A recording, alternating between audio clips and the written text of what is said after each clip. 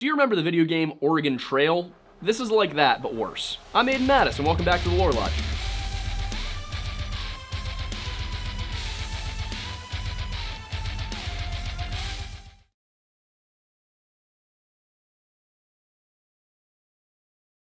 The story of the Donner Party is one of intrigue, hardship, adventure, and most importantly, cannibalism. As I was hinting at in the opener to this video, it's basically the Oregon Trail playthrough from hell. It was 1846, and westward expansion was the name of the game. Everybody was after that sweet, sweet land out in California, which isn't even part of America yet. During this period, cities on the West Coast were growing massively and very quickly, with San Francisco going from about 1,000 residents in 1848 all the way up to 25,000 just 2 years later in the 1850s. There was land aplenty, gold to be mined, and opportunity around every corner, but the journey to get there was not exactly an easy task. Settlers attempting to reach California, Oregon, and what would become Washington from the Midwest had to contend with a lifestyle primarily on the frontier for several months. This meant untamed lands, disease, hunger, and Native Americans who weren't particularly happy to see them. Now, of course, that didn't mean that every party of natives that they met along the way was going to be hostile towards them. They were actually helpful in about equal measure. And while people had been exploring the American West for about a century at this point,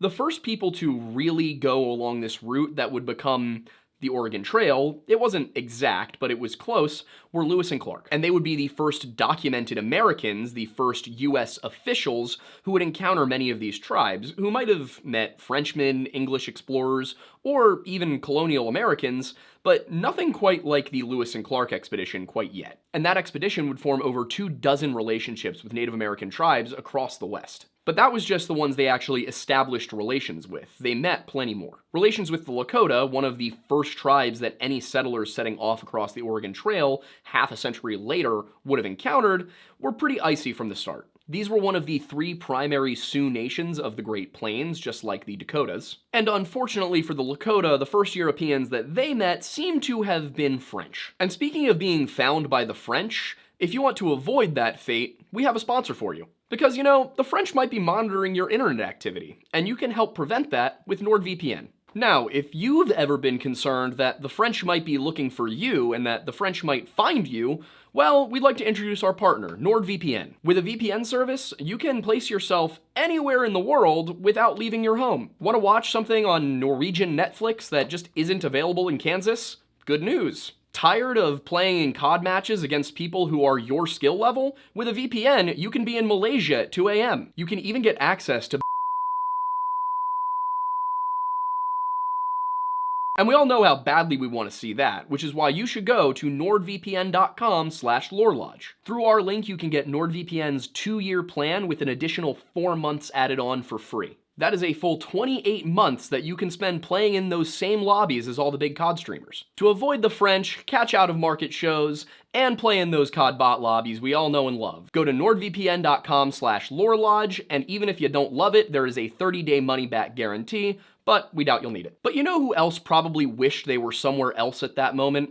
Lewis and Clark when they met the Lakota. You see, they had no direct English to Lakota translator, so they had to work through a member of their party who spoke Omaha. He would then relay the information in Omaha to an Omaha prisoner who spoke a little bit of Lakota. That man would finally, in very broken Sioux, explain to the Lakota what he thought Lewis and Clark were trying to tell them. Now, unfortunately, the Sioux did not want to let them pass and asked for gifts instead. They said, you know what, we'll let you guys go, but first we need you to pay the toll. The problem with this was that there were 2 chiefs, they were rivals, and Lewis and Clark had to please both of them without giving one of them more gifts than the other, but one of them kind of insisted on getting more gifts, and this created sort of a bidding war, and it eventually came to a head, and there was a swivel gun involved. A timely intervention of a gift of tobacco managed to prevent anybody from getting grape shot to the face. In Clark's writings, he referred to the Lakota as warlike and the Pirates of the Missouri. Pirates of the Missouri, a new entry into the Disney Pirates of the Caribbean franchise, drops next year. Anyway, after this close brush with conflict, Lewis and Clark were pretty sure that diplomacy with the Lakota might not work out, and this might be a tribe that they just have to expect war with. Now, I do think it is important to recognize that the reason Lewis and Clark were doing this was not just to get the full scope of how broad the continent was, because they did have a general idea that there was an ocean over there, and they knew approximately how far away it was.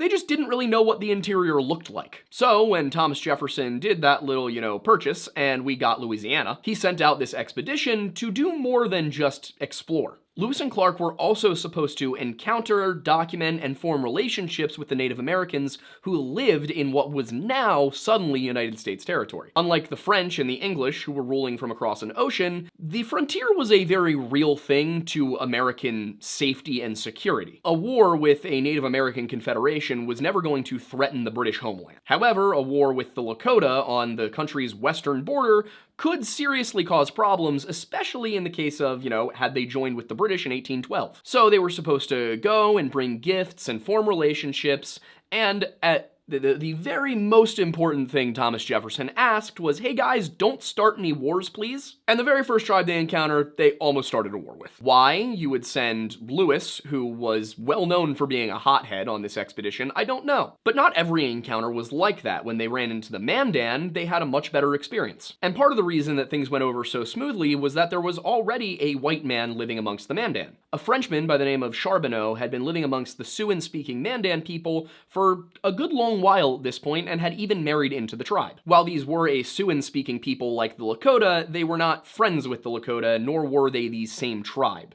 It was just that they spoke a language from the same family. Similar idea to, French and Spanish. They're both Romance languages, they're both Indo-European, but the French are not the Spanish. And thank God for that. One of these days I'll get canceled for hate speech against the French. The Mandan had actually been involved in several wars with the Lakota for a very long time at this point. The first recorded one was in 1785, but it's almost certain that that conflict was going on beforehand, and that there may have even been times where there was peace and alliance and conflict again. Again, we're talking about a huge breadth of history that is not very well documented before the 17th century. That's not to say that it hasn't been preserved in oral tradition, it's just that a lot of it does not have the standard documentation that most history from Western sources has. But what's so interesting about the Mandan, and I know this is a Donner Party video, trust me, we're getting there, this is all important. But one of the things that's so interesting about the Mandan is that they're one of the tribes who were believed at the time to possibly be the descendants of a guy named Madog ap Owen Gwynedd. This is a legendary Welsh prince whose existence is uncertain.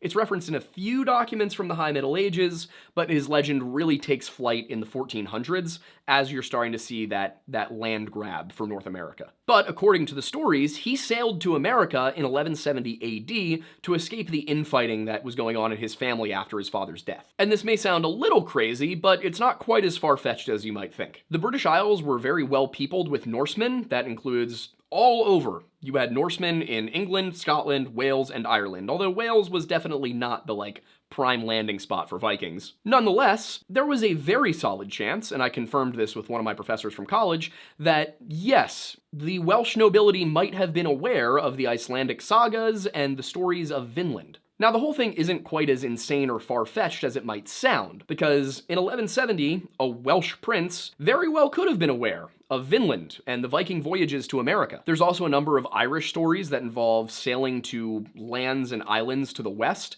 Now, of course, all of this could just be fairy tales. It could just be stories, or it could be that the Irish and the Celts in general knew that there was land to the west for a long time. They simply may have just lacked the vessels to get there or lacked the interest in going. Of course, after 1000 AD, it wasn't a question. There was land over there. Now, all of that said, evidence for specifically the Madog story of him going over in 1170 is scant. There's a few cognate words of Welsh within Native American languages all over North America. Madog's landing point has been everywhere from Canada down to the Gulf of Mexico. But most of the story comes down to us from 15th and 16th century poems and stories that were generally along the lines of, well, you see, this Welsh prince, he went to America 400 years ago, which means that if he claimed land over there, well, Wales is within the Kingdom of England now, so that means the land is ours. Now, what's interesting is that Madog's story does involve him going out to sea to the west before Columbus made his voyage to the Caribbean. However, in the stories that predate Columbus's voyage, he's just going out to sea. There's nothing about him going to America specifically. There was allegedly an earlier poem from 1250 to 1255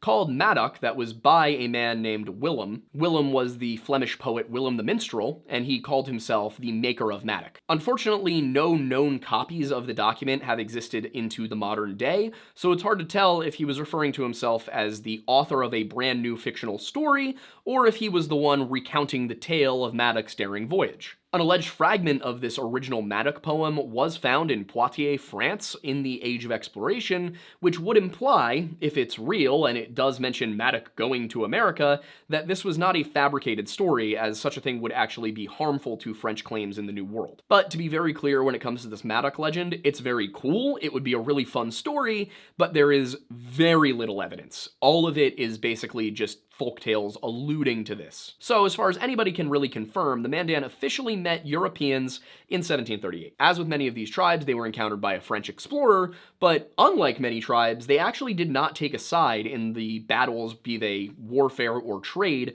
between the French and the English. They were powerful enough to deal with these nations on their own terms, and so they continued along trading with English, French, Spanish, and American, regardless of what kind of conflicts were going on. By the time Lewis and Clark reached them, however, they had been decimated by smallpox. Originally, there had been 13 bands and 9 villages amongst the Mandan. By the time Lewis and Clark got there, they were down to 7 bands in just 2 villages. And it would be from the Mandan that Lewis and Clark gained one of their most valuable party members, the Native American guide Sacagawea. By the time Lewis and Clark returned a couple of years later, they could tell prospective settlers of the now American West of the friendliness of the Clatsop and the Mandan, and of the hostility of the Lakota and the Blackfoot. Lewis and Clark's journey, their adventures, their experiences, would be extremely valuable, life-saving guides to settlers going off along the Oregon Trail, like the Donner Party. At the time that the Donner Party was setting off along the Oregon Trail, that route stretched from the Platte River Valley to the Snake River Valley. Travelers typically met the route in St. Joseph, Kansas City, or Independence, Missouri. And the first step in getting onto the Oregon Trail was actually getting to the Oregon Trail, which was no small feat in and of itself. You had to get yourself from Georgia, Connecticut, Pennsylvania, Chicago, wherever you were, and make your way to Missouri. Now, this was by no means the same level of difficulty as getting across Nebraska, but it was still an expensive and difficult undertaking, especially for somebody who was packing up their entire life to move west. For the Donner Party, that initial stage included the Donner family, George and Jacob Donner and their wives and kids, as well as the Reed family and their associates. This also included a number of teamsters and nannies and, people, not servants, but people who were going along as paid staff or as friends who didn't have an entire family to go with. They left Springfield, Illinois, and made their way south to Independence, Missouri, a journey of about 300 miles. And the Donners were all in on this. They left behind a 240-acre farm in Illinois. They had a good life in Illinois. They were not running away from poverty. This was something they were doing because they thought it was going to improve their lives and the lives of their future generations. The Donner family at the time that it left included George Donner, who was 60, Tamsen Donner, 44, his wife, as well as their children, who were Olathe, Leanna, Frances, Georgia, and Eliza. And those girls were 14, 12, 6, 4, and 3 respectively, with the oldest 2 being from George's previous marriage. Also along was George's brother Jacob and his family. Jacob was 56, his wife Elizabeth was 45, and they had 7 children: Solomon, William, George, Mary, Isaac, Louis, and Samuel. The eldest were stepsons of Jacob Donner, aged 14 and 12, and the others were aged 9, 7, 6, 4, and 1, respectively. The Reed family was led by the 45-year-old James F. Reed, an Irish immigrant who had one hell of a life. Prior to setting off on the Oregon Trail with his 32-year-old wife Margaret and their 4 children, he had been a soldier fighting alongside Abraham Lincoln. I believe that was the Blackfoot War. And if the man thought that his adventures were over, he was dead wrong, because James F. Reed has a lot to do in this story. Like, if I were to write a movie or a TV series on the Donner Party, I think it probably would be told through James Reed as the main character. The children they brought along were Virginia, Patty, James, and Thomas, who were 13, 8, 5, and 3, and then they also brought along their 70-year-old grandmother, Sarah Keyes. Fun fact, one of my best friends since I was 7 years old, his mom's name is Sarah Keyes. Hi, Mrs. Keyes. The Teamsters hired by the Donner Party included Hiram Miller, 22, Samuel Shoemaker, 25, Noah James, 16, Charles Berger, 30, John Denton, 28, and Augustus Spitzer, who was also 30. Now, if you're unfamiliar with the term Teamsters, these were professional wagon drivers. The Reed Teamsters were Milt Elliott, 28, James Smith, 25, and Walter Heron, also 25, with 24-year-old Bayless Williams and his 25-year-old sister Eliza as a handyman and a cook. Once the party actually reached Independence, Missouri, the next step was to get supplies for the first leg of the journey. The Oregon Trail was not a place where you bought all of your stuff at Independence and then went all the way through to Oregon or California. Nope, you got a bunch of stuff at Independence, and then you stopped at frontier forts along the way to pick up more goods as you needed them. As far as what the Donners actually bought, I wasn't able to find any specifics, but it was probably the typical outfit for an early Oregon Trail party. This usually meant oxen, which are castrated cattle bulls, horses, mules, donkeys. These were used to carry supplies, and sometimes people, and of course to pull the carts. Oxen were the most frequently used because they were some of the more sturdy ones, but some people would prefer mules or horses. In this case, we know that the party had all three types of livestock. These animals would eventually be used to pull the famous Conestoga wagons, but we're not sure exactly what kind of wagons the Donner Party used. And with even more tie-ins, I went to Conestoga High School. Go Pioneers. And here we introduce you to a name that is going to cause you great frustration for the rest of the story, Lanford Hastings, because it was probably Lanford Hastings' guide that they were using to plan their trip along the trail. Hastings recommended that all parties take 200 pounds of flour, 150 pounds of salted meat, 20 pounds of sugar, and 10 pounds of salt per adult in the 1840s. Those who were traveling and had a little bit more money might spring for certain luxury items like dried fruits and nicer blankets, just some stuff to make the trip a little bit more comfortable, but those guides that suggested these things were typically published after the Hastings Guide and after the Donner Party had left. And as well as bringing along food, of course, they would bring craftsman tools, sleeping kits, books, trail guides, writing supplies, candles, tack equipment, knives, axes, firearms, basically anything you would need on the trail. For the majority of the Oregon Trail, stops along the way were marked by geographic landmarks or frontier forts that were either military or trade posts. An example of a military fort would be Fort Kearny, whereas Fort Laramie was more of a trade post. Unfortunately, the Donners did not have the advantage of Fort Kearny. It would not be built until 3 years after their failed expedition. Instead, they would need to travel a full 150 miles in the wild before reaching Fort Laramie. They left Independence, Missouri on May 12, 1846, making up about 9 wagons of a 500-wagon train. The Donners, of course, were at the rear, which would be a problem for them. And to be clear, this wasn't 500 wagons all directly back-to-back in a line. What you mainly had was a general group of wagons that were together for safety, but they would be interspersed several miles apart, usually in smaller parties. After a week, they caught up with the main party led by Captain William Russell. Their joining of the party was actually documented not by them, but by Edwin Bryant, a journalist who was traveling with Russell. When Bryant met George Donner and James Reed, he described them as intelligent men with interesting families. It was also here that the Donners encountered the first of the Native American tribes they would come across, the Kaw. 13-year-old Virginia Reed wrote that they were not like Grandma's Indians, for which she was thankful. This would imply that the stories her grandmother had told her of Native Americans typically involved warfare. According to Bryant, the Kaw operated a ferry across the Missouri River, and they would charge $1 per wagon to cross, about the equivalent of $40 today. The Kaw were also a Siouan-speaking people, also known as the Kansa. They were one member of the 5 Dagiha tribes of Kansa oral history, meaning that they were related, traditionally, to the Omaha, the Quapaw, the Osage, and the... I cannot read my own handwriting. It's Ponca.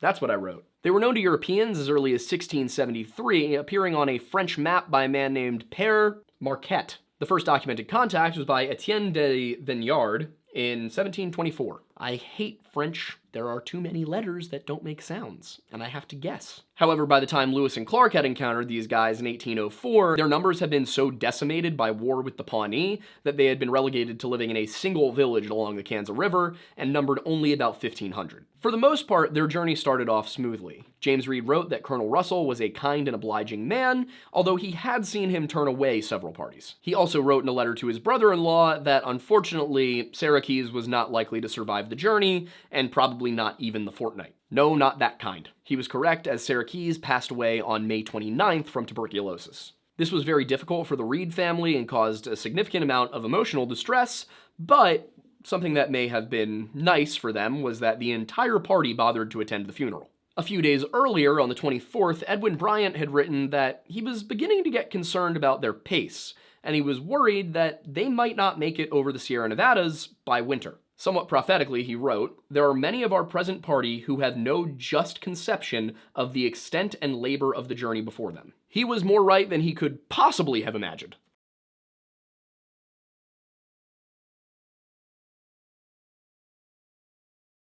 June would see the party cross the Big Blue at Alcove Spring, now a state park in northwest Kansas, and go onward several hundred miles to Fort Laramie. Weather was absolutely horrible on the 1st of June, and Bryant described that it was so rainy and so cold, even in June, that people were freezing. Not freezing to death, but shivering and just not having a good time. Reading through Bryant's accounts, they carry a literary level of foreshadowing. And then on the 2nd of June, a band of wagons bound for Oregon that was traveling at least to Fort Hall with the group decided that they were gonna just go off on their own after what was recorded as a little disturbance. Now, this split was problematic because some romantic attachments had formed between some of the younger adults. As a result, when they were supposed to be doing chores or hunting or gathering supplies, instead, a lot of the time, they were out frolicking about in the meadows with their paramours. June 3rd marks the first mention of the German immigrant Louis Kiesberg, who will become one of the main players in this narrative. The 32-year-old was born Johann Ludwig Kiesberg in Westphalia, which is now part of Germany. You could say in Westphalia he was born and raised. On the plains is where he spent most of his days. He brought along his 23-year-old wife Philippine, as well as their 3-year-old daughter Ada, in 2 wagons along with a group of other teamsters and associates. One biographer wrote that he was most likely the best educated member of the group, speaking a number of languages including English, French, Spanish, and German. Unfortunately, he was also described as temperamental and both physically and verbally abusive to his wife. Yes, Kiesberg is kind of a villain in this story. By the 4th, they'd left the familiarity of the Midwest behind, Bryant describing certain animals such as pronghorn as being completely alien to him. I also discovered while doing research for this that pronghorn are in fact not a species of deer. They're just their own totally unique mammal. Apparently they once belonged to a larger class of mammals in North America, and then at some point all of the other ones died out. They're pretty similar to deer though. Kind of like antelopes. They're called like prairie antelopes. There's a lot of animals that they encountered along the Oregon Trail and in the Old West where like it kind of looked like something else, so they just called it a prairie version of that, like prairie antelope for pronghorn and prairie squirrel for groundhog. They called the wagons prairie schooners. I think that was a specific type of wagon, like the Conestoga ones, but they called them prairie schooners. Over the next several days, they made their way from the Little Blue River to the Platte River with very little problems, except that Bryant's wagon did break down, and a Mr. Eddy, a Mr. William Eddy, helped him out with. The reason I emphasize William Eddy is because he too is a major player in this story. So right now, the names that I would suggest you pay the most attention to would be James Reed, William Eddy, and Louis Kiesberg. With Bryant's wagon broken down, the train did continue to move along without him, but enough men stayed behind to make sure that it was still secure and safe for him to be there, and then he just caught up that night. And this was kind of how it would go. If somebody fell behind, it was just expected that, you know what, they would truck along until they got to camp. And if they didn't, then you kind of made assumptions. Descriptions of this leg of the journey describe optimistic, happy travelers making their way through an idyllic landscape, although it is said that the creeks of the Platte River were undrinkable. Just that they were like festering and smelly and gross. They also were having issues with mosquitoes, which if you consider that they describe the water as undrinkable, well yeah, it's probably a lot of still water. But the getting was still pretty good aside from the water. James Reed wrote that he took the largest elk of his life on the Nebraska prairie. And this is sort of a common theme that you see through some of Reed's own writings of what he was doing. He's definitely kind of a Julius Caesar character who is reporting on all the good stuff that he did and not really any of the bad stuff. There's a lot of boasting, a lot of, and I did this so well, and I was heroic in this manner. And you kind of get it, because if you think about the time we're talking about, nobody else was going to talk about all of the things he was proud of, so he kind of had to talk about it himself. But probably the most important thing to recognize about Reed that you get from this little stretch is that he was very competitive. In one case, he shot 4 buffalo in one afternoon just to one-up some other hunters. And buffalo were one of those things that you really like to have on the prairie, because aside from being very valuable for meat and fur, they also had the added bonus of their dung is really flammable. Like dried buffalo dung, it will light. They called them buffalo chips, and unfortunately they didn't last very long, but they were very quick to light. And at this point, in mid-June, the 15th or 16th, they were about 200 miles from Fort Laramie. And according to all accounts, this was going extraordinarily well for Oregon Trail standards. Tamsen Donner even wrote in a letter dated June 16th, If I do not experience something far worse than I have yet done, I shall say that the trouble is all in getting started. And kids, we call that jinxing it. They crossed the Platte with relatively little trouble, the only danger being, you guessed it, quicksand. Which, I'll be honest, when I was a child, I was convinced was going to be much more of a problem. That and piranhas. I was also afraid that I would sink on the Titanic at one point, which didn't make sense. It did take them a while to cross the Platte, however, because the amount of wagons that could get across on a given day was very dependent on the level of the river, and the level of the river had a tendency to change. So it wasn't that they lost a lot of wagons, or that, you know, when you were trying to ford the river, your grandmother died of dysentery and you ran out of bullets and a buffalo ran over your son, like it would in the video game. But it did take a while, and this was a setback that they couldn't afford. And then on the 18th, there was a leadership change. William Russell stepped down as the nominal captain of the group because he was having health issues. As a result, all of his subordinates, including George Donner, resigned their posts as well. A Mr. F. West was elected as acting captain for the time being, and he immediately had to deal with a Pawnee raid. It was a relatively minor raid, but they did kill an Edward Trimble and raided a number of cattle. Also, they had thought initially that 2 men were killed in this raid. In reality, one of them was captured and they managed to rescue him. Unfortunately, Edward Trimble left behind a wife and 3 children. On the 21st, the McCutcheon family met with George Donner, but they didn't join the party. A couple of days later, on the 23rd, they reached Chimney Rock. From there, they made it to Scotts Bluff the following day and reached Fort Laramie without further incident on the 27th. Interestingly enough, multiple accounts note that there were 206 lodges of Sioux headed off to war with either the Crow or the Blackfoot passing through Fort Laramie. It does seem likely that these would have been Lakota Sioux, and they described them very differently from how Lewis and Clark did. They were friendly, tall, strong, well-dressed, and well-decorated. And it was here at Fort Laramie that they first heard that their planned route through the newly uncovered Hastings Cutoff might not be such a good idea. Traditionally, emigrants going to California would go to Fort Laramie, and then Fort Bridger in Wyoming, from Fort Bridger to Fort Hall in Idaho, and then they'd break off southwest to head to California. At Fort Hall, the Oregon Trail split, and it went to the California Trail to the southwest, while the Oregon Trail continued northwest. But then, in 1845, Lanford Hastings published The Emigrant's Guide to California, which advertised this newly discovered route that would shave off 350 miles from your journey to California. Whereas the usual route would have gone northwest to Fort Hall, this route went southwest towards the Great Salt Lake, south of it through the Wasatch Mountains, and then west across the desert. And if you are familiar with our Missing 411 content, yes, those Wasatch Mountains. If the route really did shave 350 miles off of the trip, then that was a lot of time and money for California immigrants who had no reason to go north. It would be a godsend for travelers, but the problem was, Lanford Hastings, when he published The Emigrant's Guide to California in 1845, had himself never made the trek. He had made part of it, and then heard about another stretch that would link up with his part from another guy. I think it was Captain Fremont. He traversed the route himself for the first time late in 1845, beginning in California. Now, in order to prove that his route was in fact faster, not just shorter, he left to go to Fort Bridger at the same time as a party that would be taking the normal route. And as promised, he did beat them by a week. Now, a week was time saved, so he billed it as a success and told travelers to Fort Bridger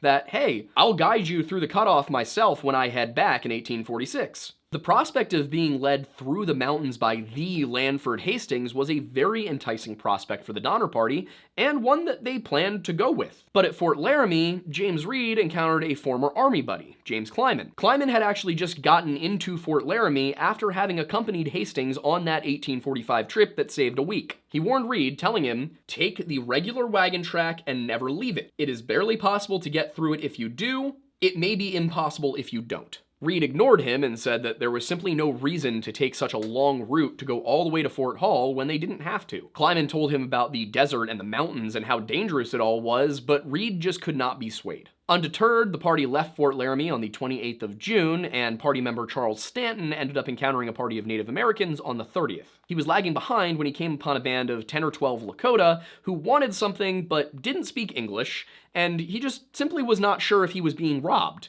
They drew knives across their throats kind of menacingly, but they also looked like they might just be teasing him, and he basically said, "If they were taunting me, I didn't enjoy it." To give you his exact words, he said, "It struck me as not being a very pleasant amusement." He offered them tobacco and they went on their way. That same day, they were rejoined by the party that was headed to Oregon, which was the one that had departed from them on the 2nd of June. With that, it was July, and that month would see the party traverse Wyoming to get to Fort Bridger, at which point they would be faced with a choice. Would they take the safer, traditional, standard Oregon Trail route, or were they going to try this new Hastings Cutoff route? The first week of July passed with a lot of celebration. It was the Independence Day time of year, and for the most part, everybody was having a good time, except they did pass a Lakota war party at one point, and that took several days. There were that many of them, and they were a little nervous about that. They made sure that they had firearms brandished, and the Lakota knew that this was going to be a fight if they tried it, but they also had no chance of defeating that many Lakota. They simply hoped that the prospect of possibly losing lives would deter any more adventurous Lakota who were seeking a quick steal. The Lakota were a powerful and rather aggressive nation, having wrested the Black Hills region from the Cheyenne in around the 1760s. After that, they would become one of the only Native American tribes to grow during the 19th century. They would fight for the Americans against the Arikara in 1823, but by the 1840s, it was becoming pretty clear that they were not going to gel with Uncle Sam. They were so aggressive against the Pawnee that the latter tribe actually asked the United States to move them further into American territory and put them on a reservation deeper in Oklahoma. Essentially, the Pawnee chose the subjugation of living under United States leadership over the just open danger of living at war with the Lakota. And by the time of the Donner Party in 1846, there were scattered reports of Lakota raiding parties going after settler wagons. While the territories on the way to California were not yet incorporated into the United States in the formal state structure, the United States did lay claim to them, but the Lakota didn't really recognize that. It was sort of this understanding that, yeah, technically, legally, sure, but we're gonna do our thing and you're gonna do your thing. Eventually, this tenuous, weird situation would lead to the signing of the Treaty of Fort Laramie in 1851. This treaty recognized Lakota sovereignty over the Black Hills region and also allowed for free passage by American settlers, as well as the leasing of land for American settler forts. And for the Lakota, this was actually kind of a good deal because they saw this as, hey, they're not settling on our territory, they're going past us. But anyway, after several days of traveling alongside one another, the Lakota and the Donner Party went their separate ways without incident. And from this point on, it was easy living. There was plenty of fresh water, there were buffalo all over the place. They were having a good time as far as you could on the prairie. Reed was even recorded as driving a buffalo bull right into camp, which was not an ideal thing to do, but it was kind of a show of bravado. He had wounded it already, so it wasn't a complete danger, but still not ideal. And this kind of rubbed some people the wrong way, that Reed was stepping on a few too many toes. And just one other kind of funny little note, one of the younger female members of the party, Virginia Reed, was recorded as remarking on the beauty of the Lakota men as they passed, talking about how they were some of the fairest and most handsome men she'd ever seen. If there was one complaint that was common to this period, however, it was the heat. It was commonly about 100 degrees Fahrenheit, which is, I'm just gonna tell the Celsius people, that's uncomfortable. It's the kind of discomfort where, like, you'll survive, but also if you're not careful, you could die, but you won't necessarily die. On the 13th of July, they reached Independence Rock, which according to the guide written by Lanford Hastings, and containing illustrations of said rock, was absolutely massive. It was huge. It soared into the sky. As it turns out, it was nowhere near as tall or impressive as Hastings had made it seem. In fact, it was so underwhelming that they bothered to remark on how underwhelming it was. This is also how we can tell that someone in the party had Hastings' guide. They make a direct reference to how it does not match the guide. Later that same day, they reached Devil's Gate, which is a rock formation about 60 miles southwest of Casper, Wyoming. You might recall Casper, Wyoming from our podcast about the alleged Casper Mountain Wendigo. From there, they progressed through the Sweetwater Valley towards the Continental Divide, and you also might recognize the Sweetwater Valley from our video on Aaron Hedges. So far as I can tell, they did not make their way through the Crazy Mountains, which is where Aaron Hedges actually met his fate, but the same river, the Sweetwater, runs through the area. Now, you may have noticed that I used the term Continental Divide, and you're right, I was not expecting to do that either. The reason I used that is because back in this time period, as I neglected to mention, California wasn't part of America yet, and of course, back in the day, borders between nations were generally more based upon geographical boundaries than arbitrary lines that we drew. Now, in some places, we do still have geographical borders, like especially in Europe, but if you go and you look over at Africa and the Middle East, Britain and France just went nuts drawing rectangles. Crossing the Continental Divide at this point didn't mean a ton, because you were still going to run into pioneer forts, but it did mean that you were leaving the American justice system and going into the Mexican justice system, which meant if you were an American in the California territory of Mexico entirely with other Americans, you essentially had no legal system. You were just doing pioneer justice. You might try to go based on the laws back in the United States, or maybe you tried with Mexican, but you ran into a lot of circumstances where if somebody stole, murdered, adulterated, so on and so forth, you were dealing more with a democratic decision about what was going to happen, rather than a real legalistic system. And you were also just officially into Mexican territory at a certain point. But generally what I'm saying here is that the idea is that west of the Continental Divide was generally Mexico, and east of the Continental Divide was generally the United States. Charles Stanton, writing on the 15th of July, said that as they had come through days after days of blistering heat, when they began to see the wintry peaks of the mountains off in the distance, it looked very odd to him. This felt surreal. By the 16th, the front of the Russell train had reached Fort Bridger, where Lanford Hastings was getting to greet travelers who were going to come along the new Cutoff route with him. The way he was advertising it was that this route went just south to the foot of Salt Lake, and then due west to California, great grazing territory all the way. There's a short little 40-mile period with no water, but aside from that, great grazing all the way. And according to the reports, companies of 1 to a dozen wagons were just arriving constantly. The actual Donner-Reed group crossed the Continental Divide on the 18th. They camped on the Little Sandy by the Green River tributary of the Colorado. Here we have another one of those weird prophetic moments from someone in the party when Stanton describes this crossing as akin to Caesar crossing the Rubicon, which crossing the Rubicon, of course, generally means doing something that you can't take back, taking a step from which you will never return. Stanton went so far as to write, "Should the remainder of my journey be as interesting, I shall be abundantly repaid for the toils and hardships of this arduous trip." It's really just uncanny, isn't it? Never before have I read so many people say so many darkly ironic things. Also, for the entirety of this day's travels, they were really struggling to find grass for the cattle. They passed through one area, finding that it felt a little bit too boggy, and then found that there was really nothing on the other side of it. It seems that George Donner and James Reed themselves rode ahead of the party to scout for greener pastures, but unable to find anything, they had to come back, and the entire party had to camp in a little gulch that had a tiny little creek. That same day, Edwin Bryant was already setting off for Hastings Cutoff with Lanford Hastings. He'd arrived at Fort Bridger on the 16th, so he was way ahead of schedule for the rest of the party. Now, of course, Bryant was there as a journalist. He was not actually with the Donner Party, he was traveling with the Russell Party overall. His goal was to just document Hastings Cutoff. That's what he was doing. He wrote that he had encountered a Joseph Walker who discouraged the use of the route, saying that it was dangerous. Bryant, needing to chase the story, decided that he was going to go anyway. Not entirely willing to rely on Hastings alone, secured the guidance of a Mr. Hudspeth. He was riding ahead with a scouting party seeking improvements to the route ahead of Hastings, so Bryant went along with him. This journey would take him about as far as the Salt Plain, a day's ride west of the Great Salt Lake. And despite his own decision to take the route, Edwin Bryant was traveling light. He had a mule and one man and whatever he needed to carry. The Donner Party, on the other hand, had wagons and women and children. It was an entirely different beast, and he said he left letters behind saying, hey guys, don't do this. Take the normal California route, go up to Fort Hall, then go down southwest. It'll be safer. You don't need to do this. And he made sure to leave these at Fort Bridger with the express instruction that when the Donners arrived, they were to receive these letters. And to be perfectly honest, the Donner Party needed that advice because things were beginning to go poorly for them. On the 19th, they led their cattle to some bad water, and as a result, they lost several oxen. Reed's party lost 4, the Donners lost 7. I couldn't find any information on exactly how many oxen any of these parties had. It's unclear. The numbers that they lose are in the dozens, so it must have been quite a few. It was also on the 19th that they realized they had crossed the Continental Divide. They had not noticed because the place they crossed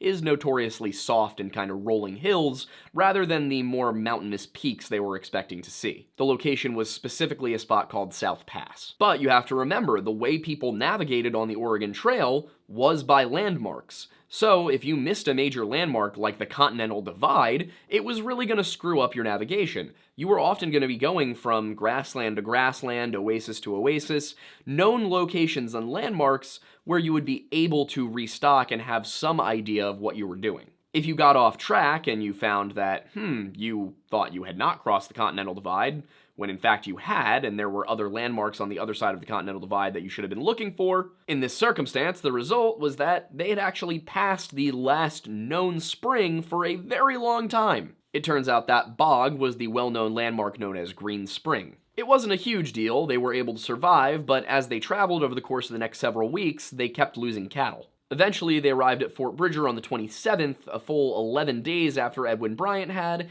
and a full week after the Hastings party had actually left. Fort Bridger was not a military fort, it was a fur-trapping fort started by a man named Bridger and a man named Vasquez. It was initially just to support their fur-trapping business, but as the Oregon Trail got up and running, Fort Bridger became a convenient location for people to stock up on the trail. The Donner Party rested and resupplied at Fort Bridger and also took on Jean-Baptiste Trudeau, who was either 16 or 18, depending on which account you take. And they also officially brought on the McCutcheons, who they had met with a few weeks earlier. Now, while John Trudeau was a younger man, between 16 and 18, he was also a rather experienced man by comparison. He had traveled with Fremont and Kit Carson across the West, and he knew the trail better than anybody traveling in the party at that present moment. Reed, remarking on Jim Bridger and Louis Vasquez, said that they were very excellent and accommodating gentlemen, and he seemed optimistic and excited about the trip ahead, especially Hastings Cutoff. However, what Reed didn't know is that had Bryant's letters actually reached Fort Bridger and they had been sent back with a courier, then Bridger and Vasquez deliberately concealed those letters from Reed. He never got them. One possibility here is that those letters did make it back, and Bridger and Vasquez opened them, took a look at them, saw that they said, hey, don't take Hastings Cutoff, it's a bad route, and thought, that's bad for business. Without Hastings Cutoff, Fort Bridger wasn't necessarily the best spot you could go to travel on to Fort Hall. So for Bridger, Hastings Cutoff was kind of a saving grace. This was what was going to preserve his business, as California immigrants who had no reason to go to Fort Hall were just going to go west through his spot.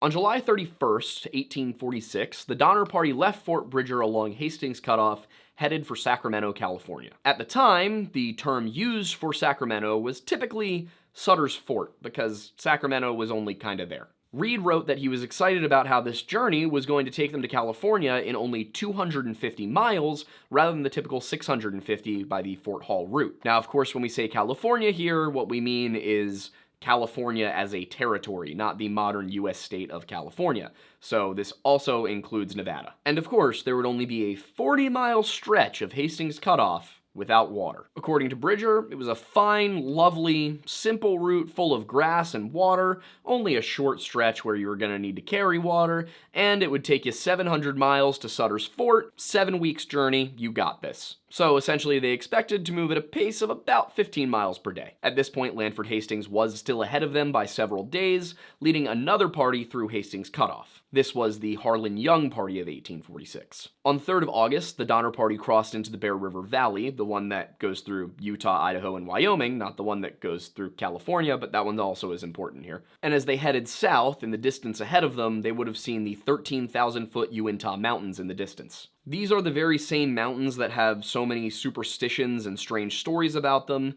even missing 401 cases like that of Garrett Bardsley, another one that we've covered here on this channel. And while the Uintah Mountains would play a role in specifically this episode of the Oregon Trail story, they would mostly be associated with the Mormons who came through a few years later. It's also around this time that an unnamed member of the party broke his leg so severely that he nearly had to have it amputated, but nobody really says which one it was. On August 4th, they camped at Echo Canyon, and from that point on, the trip mostly followed the route of I-80. Not as in it was in the exact present-day location of Interstate 80, but that it was generally within 50 miles of the current path. On the 6th, Reed recorded that they ran into a note from Hastings urging them to ride ahead and meet up with him so he could guide them on a better route. Basically, tell them, okay, wait, no, you should go this way instead. This is because they had just come to Weber Canyon, which I'm also told is pronounced Weber Canyon by people there, and this canyon had presented problems for the Harlan Young wagons. They had to lift them over large boulders and roll around them, and there were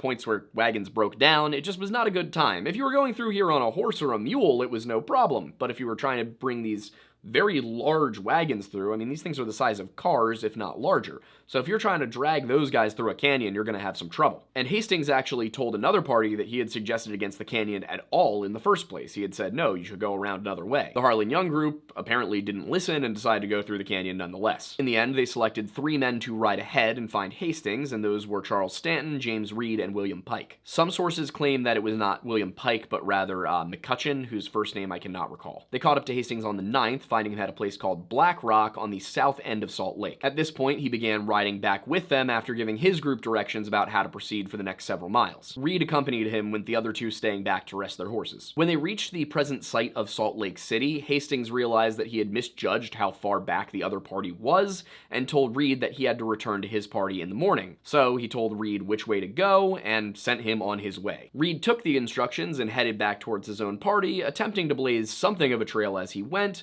but of course unable to clear things like entire trees and whatnot. When he got there, he reported that he believed that his route, not going through the canyon, was the better of the 2, and was able to convince the group that, you know what, let's take the less direct, but also less canyon-y route. The problem was, they did still have to actually make the trail to get through, which slowed their progress immensely. It also might be important to note that George Donner held the position as the group's de facto captain, a position that Reed would not have hated having himself, in fact, probably wanted. And accounts at this point tell of a very rough trip, blazing a brand new trail, truly pioneering a new route to California. And during this portion of the trip, they were joined by W.F. Graves and his family, as well as their teamster, John Snyder. Much of the next few weeks were simply spent just clearing a path to get the wagons through. And while it was easier than the canyon, it was just so slow. They were finally able to emerge from the Wasatch Mountains on August 22nd. This after hauling their wagons through and up Emigration Canyon using double teams of oxen and going 1 wagon at a time. A few years later, the Mormons would simply cut through that same section of canyon as they followed the Donner Party trail towards Salt Lake City. It's interesting, it seems that if God did lead the Mormons to Salt Lake City, Utah, he used James Reed to get them there. The Donners at this point encamped on the banks of the Jordan River, having come only 100 miles in 3 weeks, which was about a third of their anticipated pace. As it would turn out, this specific detour delayed the Donner Party by a full 8 days. And by this point, the 2 outriders who had gone with Reed, Stanton, and either Pike or McCutcheon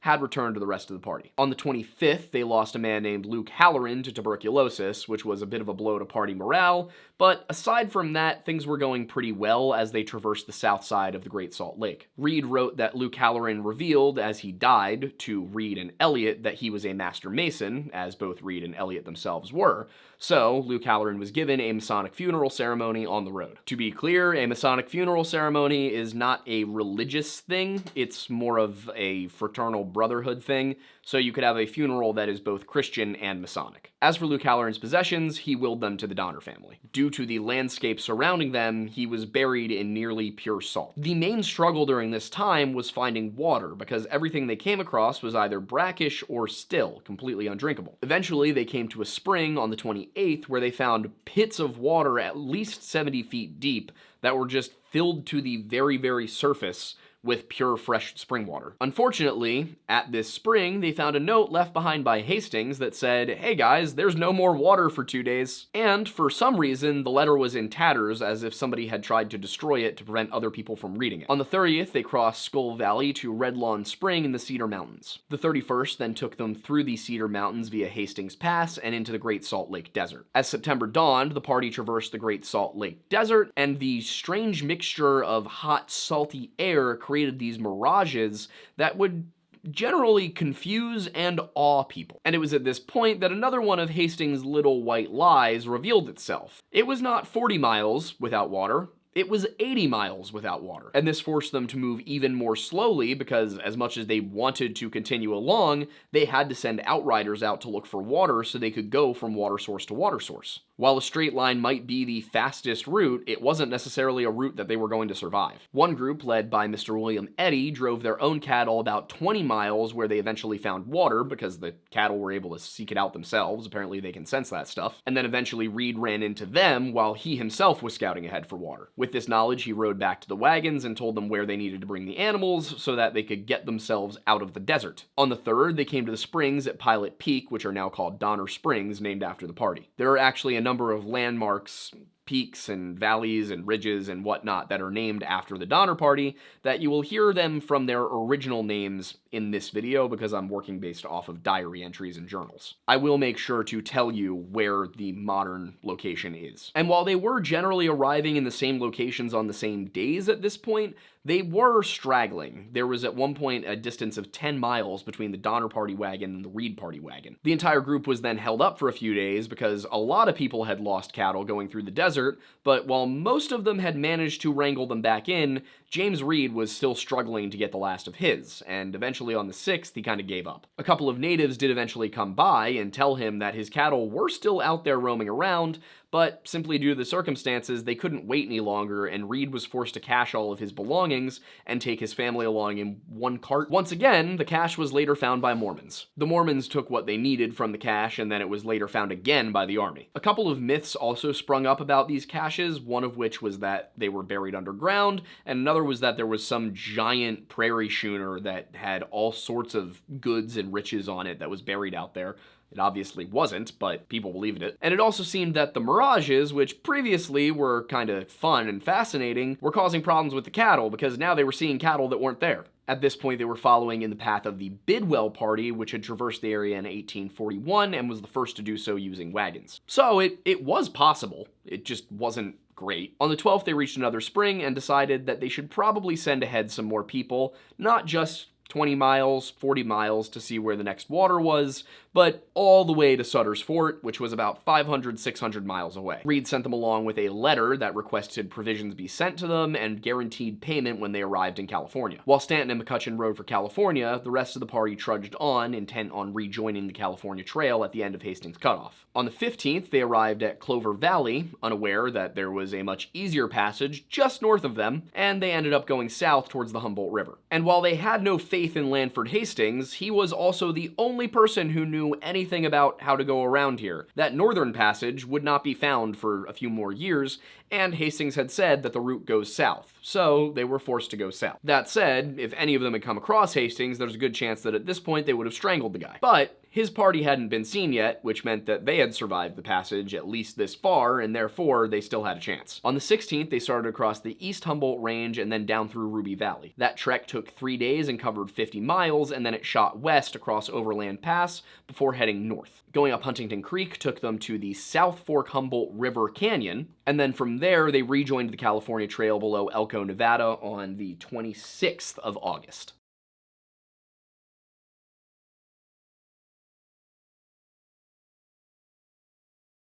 At this point, upon rejoining the trail, it was very obvious that Hasting's Cutoff did not save time at all. In fact, it added a considerable amount of time. The Harlan Young party took a full 15 days longer than the group that left the same time as them. Meanwhile, the Donner Party had lost an entire month. Ironically, Hastings was correct about his route being superior, just not by horse and wagon. Today, there's actually no point on Interstate 80 that diverges by more than 50 miles from Hasting's Cutoff. They traveled southwest from there along the Humboldt River, which did not yet bear that name and was instead called Mary's River. On the 29th of September, 1846, they ran across a couple of Paiute Native Americans. We've talked about the Paiute extensively in our videos on the Sea-Tay-Ka of Lovelock Cave. However, it is also possible that the people they encountered were not Paiute, but rather Shoshone. The Shoshone and the Paiute are both Numic-speaking peoples, and they lived right next to each other, the Shoshone just living to the east of the Paiute. And at this point in history, neither of those groups had a ton of experience with Americans. Those Paiute spent the day traveling with the Donner Party and actually even helped put out a fire that was threatening some of the wagons,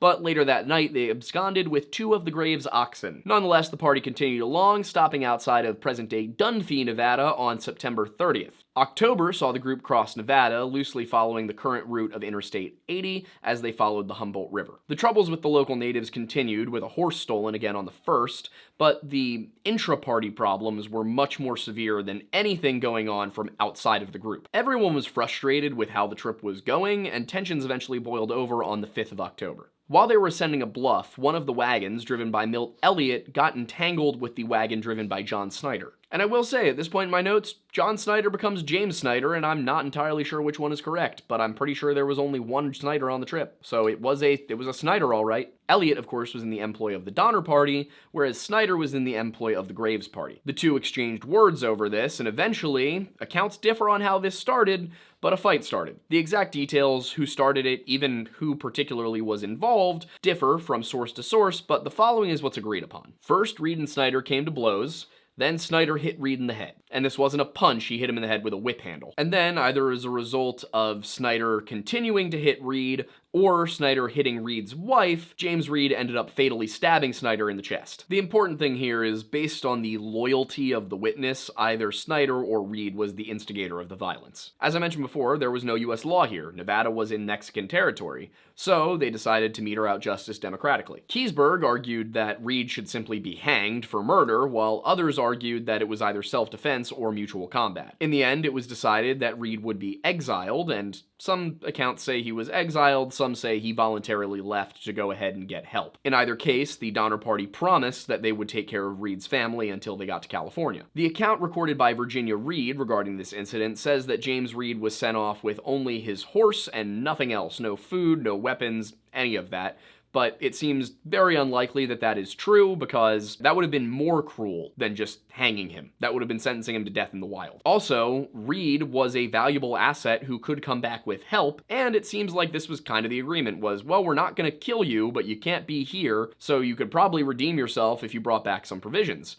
There's no reason that they would send Reed off without weapons or food if they intended on having him come back. Virginia was of course 13, and she was Reed's stepdaughter, so she was obviously going to take his side, and what 13-year-old isn't going to exaggerate a little bit. And of course, as her story goes, she steals a horse, she rides off in the dead of the night with his pistols and rifle and some food and gives it to him out in the wilderness. Reed never mentions this himself, nor does anybody else in the party, so it seems likely that Virginia was kind of making up a story to tell her friends. It wasn't long before James Reed caught up with the actual Donner family, who were about 2 days' ride ahead of everybody else. They sent him along with a teamster and some provisions, also asking him, hey, can you get some more stuff? The journey would be considerably easier for two men on horseback than it would be for men with wagons and families, but it would still be dangerous. The party passed Winnemucca, Nevada from the 6th to 7th of October, and it's there that they came across a note telling them that there were unfriendly natives in the area. This turned out to be true, as on the 7th, both Pike and Eddie had arrows shot at them. What I did find interesting is when I was doing my research on the Site Ka, I found that Winnemucca, old Chief Winnemucca and his son, Winnemucca the Younger, known as Badface,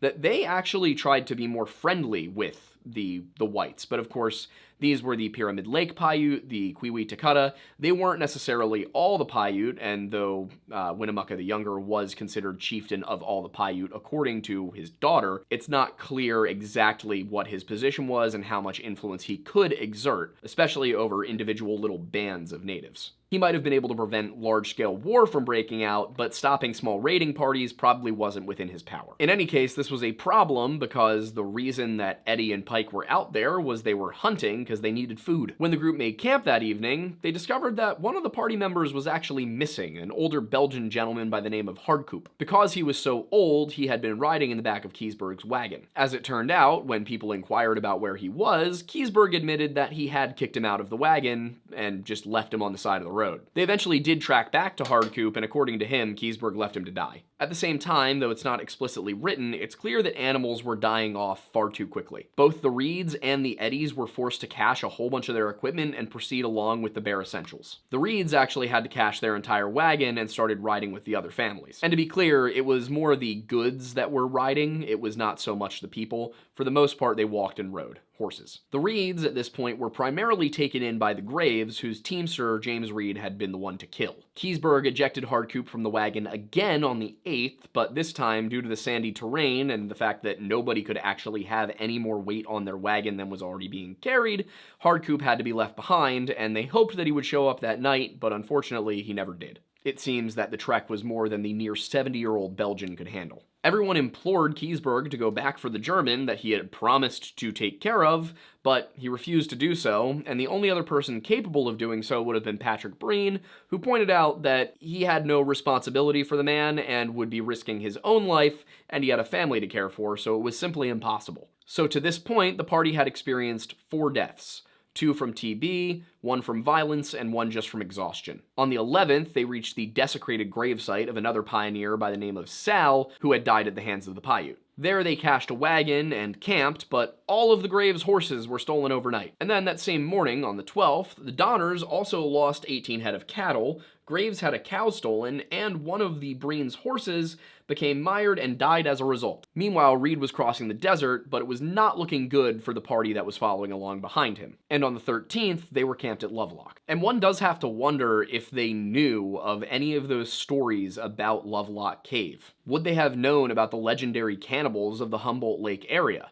Once again, this is one of those situations where this specific story just feels like it was a crafted narrative. In fact, according to Sarah Winnemucca of the Pyramid Lake Paiute tribe, the story of the Donner Party reached her. It reached her people, because as they started to learn of the white people crossing the mountains, there was a conversation that she relayed later on as she was writing. She said that when she was a little girl, she heard the old women gossiping and talking about the white people, and one asked, "Is it true that they eat people?" And she said, "Yeah, didn't you hear they ate each other up in the mountains last year?" Of course, Sarah Winnemucca was born in 1844, and all of this happened in 1846, 1847. There's very few conclusions you can draw from that specific little story, aside from the Paiute knew about the Donner Party, which is just one of those weird little things about history. On the 14th, Keseberg wounded his leg so badly that he himself could not walk, which means there is a god and he is funny. And then on the 15th, they set off across the 40-mile desert, which was not the 40-mile desert that they had been warned about. This was an entirely separate 40-mile desert. Natives ended up killing all but one of Eddie's and Wolfinger's oxen, which seems like sending a message considering they left one alive. Now, what that message might be, considering these people really had nowhere else to go and killing their livestock was just going to make them stuck, I don't know, but it seemed like it was a message. That, or they were just trying to kill them indirectly, but that seems a little bit too dastardly. Like there's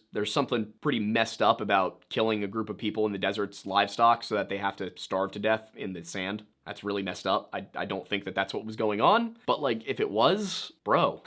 As a result of this, Wolfinger had to stay behind to cache his supplies, and he was helped out by 2 other Germans, Reinhard and Spitzer, although some accounts suggest that Keseberg stayed back as well. According to William Graves' account, this is because it was believed that Wolfinger was a wealthy man, and Keseberg was kind of a shady guy who they thought maybe wanted to take his money. And according to this account, the 2 took so long in coming back that they actually sent riders back after them, and those riders only found Keseberg, and Wolfinger was nowhere to be found. The implication of Graves' account is obviously that Keseberg murdered Wolfinger, but very little evidence of this actually exists, and there's not really a ton of accounts that also corroborate it. Also, if Keseberg had been wounded the day prior, it's unlikely that he would have gone back with Wolfinger. That same day, hundreds of miles ahead, Stanton and McCutcheon were still alive, and they had reached Sutter's Fort. Captain Sutter was very generous, giving them 7 mules, as well as 2 local Native American guides named Luis and Salvador. More likely Luis and Salvador, but with them they sent all the flour and beef that they could carry. On the 16th, water scarcity nearly led Breen and Eddie to come to violence because Eddie was out of water and asked for 8 ounces for his children, and Breen, who had 10 gallons reserved, said no. Very rationally, Eddie simply threatened to kill Breen if he didn't give him water for his children. In fairness, Eddie was the one that actually filled up the barrels with water for Breen, and he was only asking for a single cup so that his children didn't die. I can understand why he threatened to kill the man. Not saying I agree with it, just that I understand. Breen decided, you know what, 8 ounces of water, that's worth my life. They lost 6 oxen to exhaustion in the desert on the 17th as they passed the sandhills northwest of Fernley, Nevada. By this point, the Eddy family had so little food left that they were rationing it to the children, and neither of the parents had eaten in several days. According to the available accounts, nobody was willing to share food with the Eddys because they had so little of their own. One account suggests that Eddie actually managed to hunt and kill 9 geese and then offered to share them with the party, trying to set a good example, but then other accounts later on written by other survivors say that this never happened. Part of the problem is that there's a lot of mudslinging from the survivors in every direction, so people are kind of disparaging one another left and right. They camped the night of the 17th on the banks of the Truckee River, and by this point it was clear that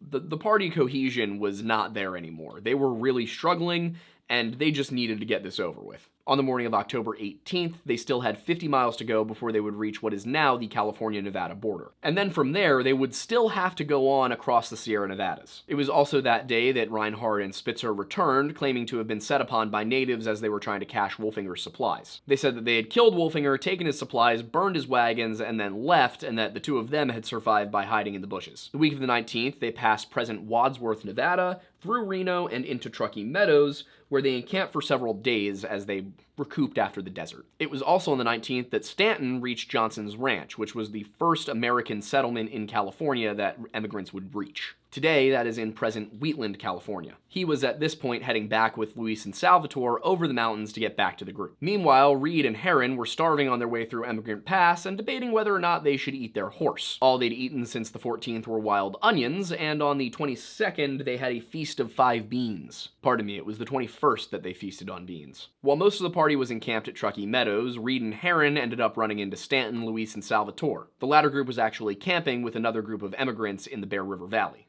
This is the California Bear River Valley. Reed was very glad to see Stanton, but he felt that the provisions he had with him were probably insufficient for getting everybody across the mountains. So Reed continued along and went all the way to Sutter's Fort, but had to leave Herron behind because he was exhausted. Stanton, meanwhile, would continue on to meet up with the rest of the Donner Party and provide interim provisions. As things were going, the situation wasn't ideal, but so long as everything remained at its current pace, it would pull through. On the 24th, the Donner Party were still encamped at Truckee Meadow, and while it was a very good place to be, it was not a place that was without death. Accounts differ on the details, but William Pike died of a gunshot wound. By all accounts, this was accidental and the fault of William Foster, another party member. The two were supposed to ride ahead as another little expedition of outriders to Johnson's Ranch, but as a result of the accidental shooting, that trip was canceled. People began to trickle out of the meadow and towards the Sierra Nevadas on the 26th, with Stanton arriving on the 27th. And it was about this point, October 27th,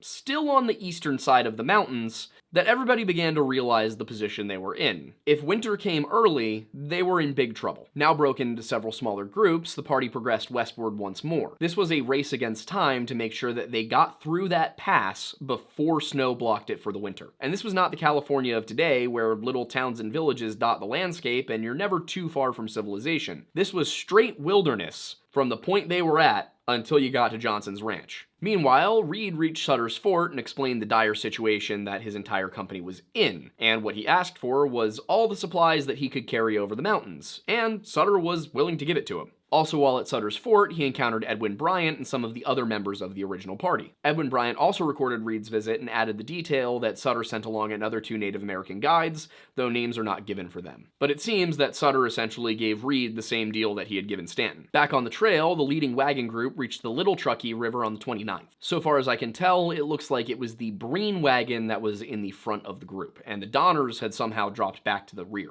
All uncertainties aside, it seems that the leading wagons reached Truckee Lake on the 30th of October. Now, at the time, of course, this was referred to as Truckee Lake, but after this winter, it would receive a new name, Donner Lake. You see, the Breens, Eddies, and Keysburgs, upon reaching this lake and getting past it, went up Fremont Pass and tried to summit and get through it. Unfortunately, as they were going up, what they found was that Fremont Pass was already blocked with snow. And this, of course, is one of those other locations that now has a new name, because Fremont Pass, the impassable location, became Donner Pass. Their wagons were completely incapable of getting through the 5-foot deep snow, and they were forced to retreat back to the lakeside. During this time, George Donner, who was set about 8 miles back at Alder Creek, cut his hand, but it was no big deal. The wound was minor, it was a superficial surface wound. They waited a couple days, hoping that this was just a cold snap and the snow would pass. After all, it was pretty early for winter to really be setting in. It'll probably be fine, we can make another attempt in a few days. And that's what they did. They tried to summit again on November 1st,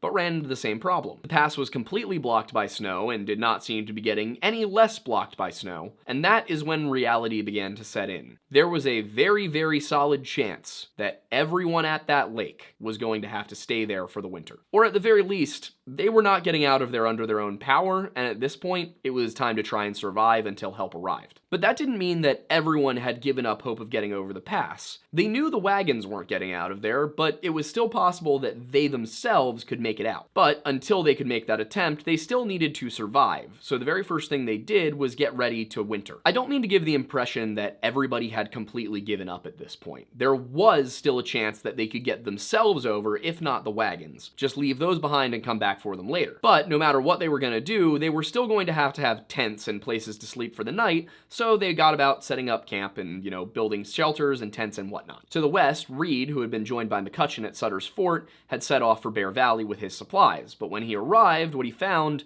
was 18 inches of snow, cementing the now fact winter had come early. The next day brought another 30 inches of snow, threatening Reed's ability to make it through the pass at all. On the way up, he and McCutcheon came across the Curtis family, who were stranded and in a bad way. They were so hungry that they had killed and eaten their dog and were now down to the last bit of meat. Reed gave them some provisions and they sheltered him in their cabin. However, that night, the Native American guide sent along by Sutter realized that this was a doomed mission and decided they were just going to go home. The natives who had come across with Stanton, however, Luis and Salvatore, remained loyal and stayed back to help. Things weren't looking good, though. Every attempt to get over the pass with wagons had failed, and they were realizing they probably couldn't carry enough provisions without them. All told, there were currently 60 people stuck at Truckee Lake. While the Donners were over at Alder Creek, the Breens, Reeds, Eddies, Graves, Keysburgs, and all of their associates and teamsters were still at the lake. Of that number, 19 were adult men, 12 were adult women, and 29 were under 18. 6 of them were toddlers. The Breens had claimed a cabin that was already there and had been built by the Stevens Townsend Murphy party, and the Eddies, Graves, and Reeds began constructing cabins of their own on the 8th. Down at Alder Creek, the Donners had constructed sort of lean-to style shelters. Eddie had a little bit of success at hunting, taking out a coyote and an owl, but aside from that, they still had to kill oxen to eat. Over in Bear Valley, Reed and McCutcheon, with 17 horses laden with provisions, kept trudging along. The snow simply kept getting deeper, eventually reaching 4 feet and stalling the horses, at which point they tried to continue on foot, but could not do so without snowshoes. They were forced to return to Johnson's ranch to await better travel conditions, bringing the Curtises along with them as well. They cached their supplies with the Curtises' wagon, then the group set off, but along the way, McCutcheon became so frustrated with Curtis's failure to actually lead the mules he was supposed to be leading that he almost killed him. It seems that Curtis eventually pleaded and begged for his life, and McCutcheon was okay with it. They reached Sutter's Fort on the 11th of November and reported the situation there. One thing was very clear: an organized relief effort was going to be required. This couldn't just be party members riding ahead to buy some more supplies. This was going to need to be an expedition. Reed obviously was concerned about keeping his family alive, but Sutter assured him that based on the number of cattle he reported they had, they would be absolutely fine getting through the winter. So there was no need to be concerned about starvation, and Reed could rest easy. Reed, however, had left the group before that disastrous trek from the Humboldt Sink to the Truckee River, where they lost dozens of oxen. Starvation and Paiute raids had severely reduced the number of cattle available to them, so they were working with a much more limited amount of food. And then even if they had understood how near to starvation everybody was back at the camp, there wasn't much they could do about it because there weren't a ton of men actually in the area who were capable of making that kind of trek. This was really the perfect storm for the Donner Party because we're talking about the onset of the Mexican-American War. While California was in fact Mexican territory, there were a lot of American settlers living there, and they kind of liked the idea of living under American law instead of Mexican. As a result, a large number of them went south to fight in the war. That war, of course, lasted from 1846 to 1848 and saw the United States basically conquer the entirety of Mexico and then give half of it back, which resulted in Mexico ceding California, Nevada, New Mexico, Arizona, and Utah, as well as parts of Colorado, Wyoming, Kansas, and Oklahoma to the United States, and of course we had gotten Texas at the outset. Back at Truckee Lake, things were still not looking great, but efforts were being made to prepare for a winter in the mountains. On the 8th, the Truckee Lake group constructed 3 double-wide cabins, one for the Breens, one for the Murphys, and one for the Graves, and then each of those families took people in. The Brown and Murphy cabins were only about 150 yards apart from one another by the lake. Inexplicably, the Graves family built theirs another 3/4 of a mile away and didn't tell anybody why. And it seems that those reasons will remain known only to God and Franklin Graves. Keysburg built a shed against the side of the Breen cabin, while the Reeds took in Stanton, Luis, and Salvador. 8 miles northeast, the Donner family was encamped and had actually requested oxen from the Truckee Lake group, not realizing how bad the situation was for them as well. By the 9th of November, they had killed most of the cattle in preparation from the winter, and while they had no salt for preservation, they didn't really need it because they could just bury it in the snow. and it would freeze. On the 12th, the party determined to make another attempt at the pass, but unfortunately this time ran into a full 6 feet of snow and had to turn back just 2 miles into their trip. All was not lost though, because William Eddy had a little bit more success with hunting that week, taking 2 ducks and somehow killing an 800-pound grizzly bear. And he was also reported to have taken another duck and a squirrel on the 15th. On the 20th, Patrick Breen began his diary and recounted the period from when they arrived at the lake up through that day.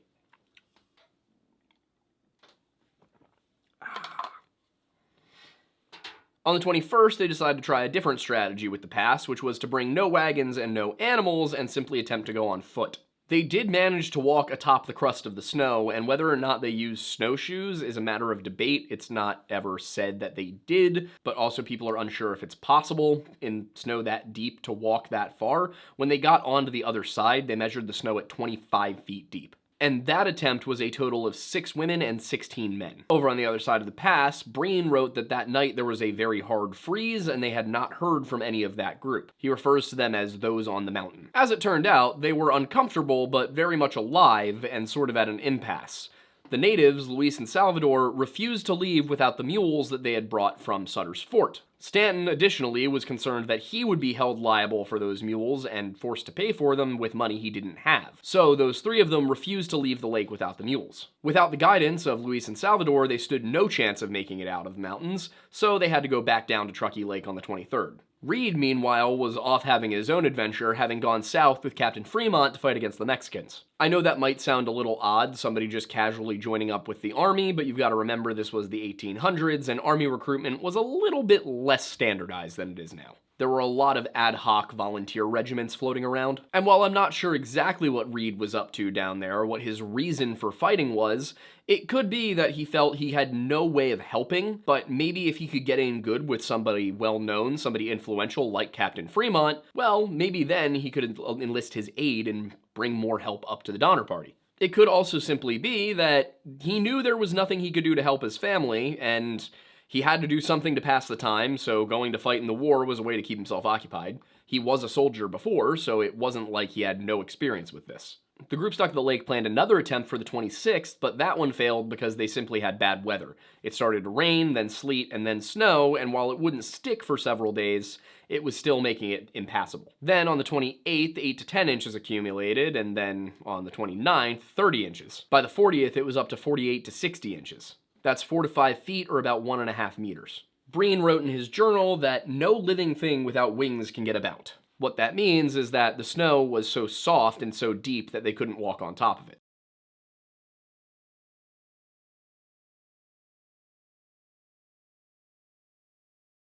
December dawned on a stranded and increasingly desperate Donner Party down to their last 4 cattle. As well as looming starvation, they had to contend with the fact that there were 6 feet of snow outside which simply never seemed to go away. Even when it did thaw and melt, there would be another blanket that came on top of it. As well, the mules that had prevented them from leaving on the 22nd, ironically went missing, as did several head of cattle. By the time the blizzard slowed, over 6 feet of snow lay on the ground, and there was essentially nothing to be done. We know this because for a solid 16 days or so, there's nothing.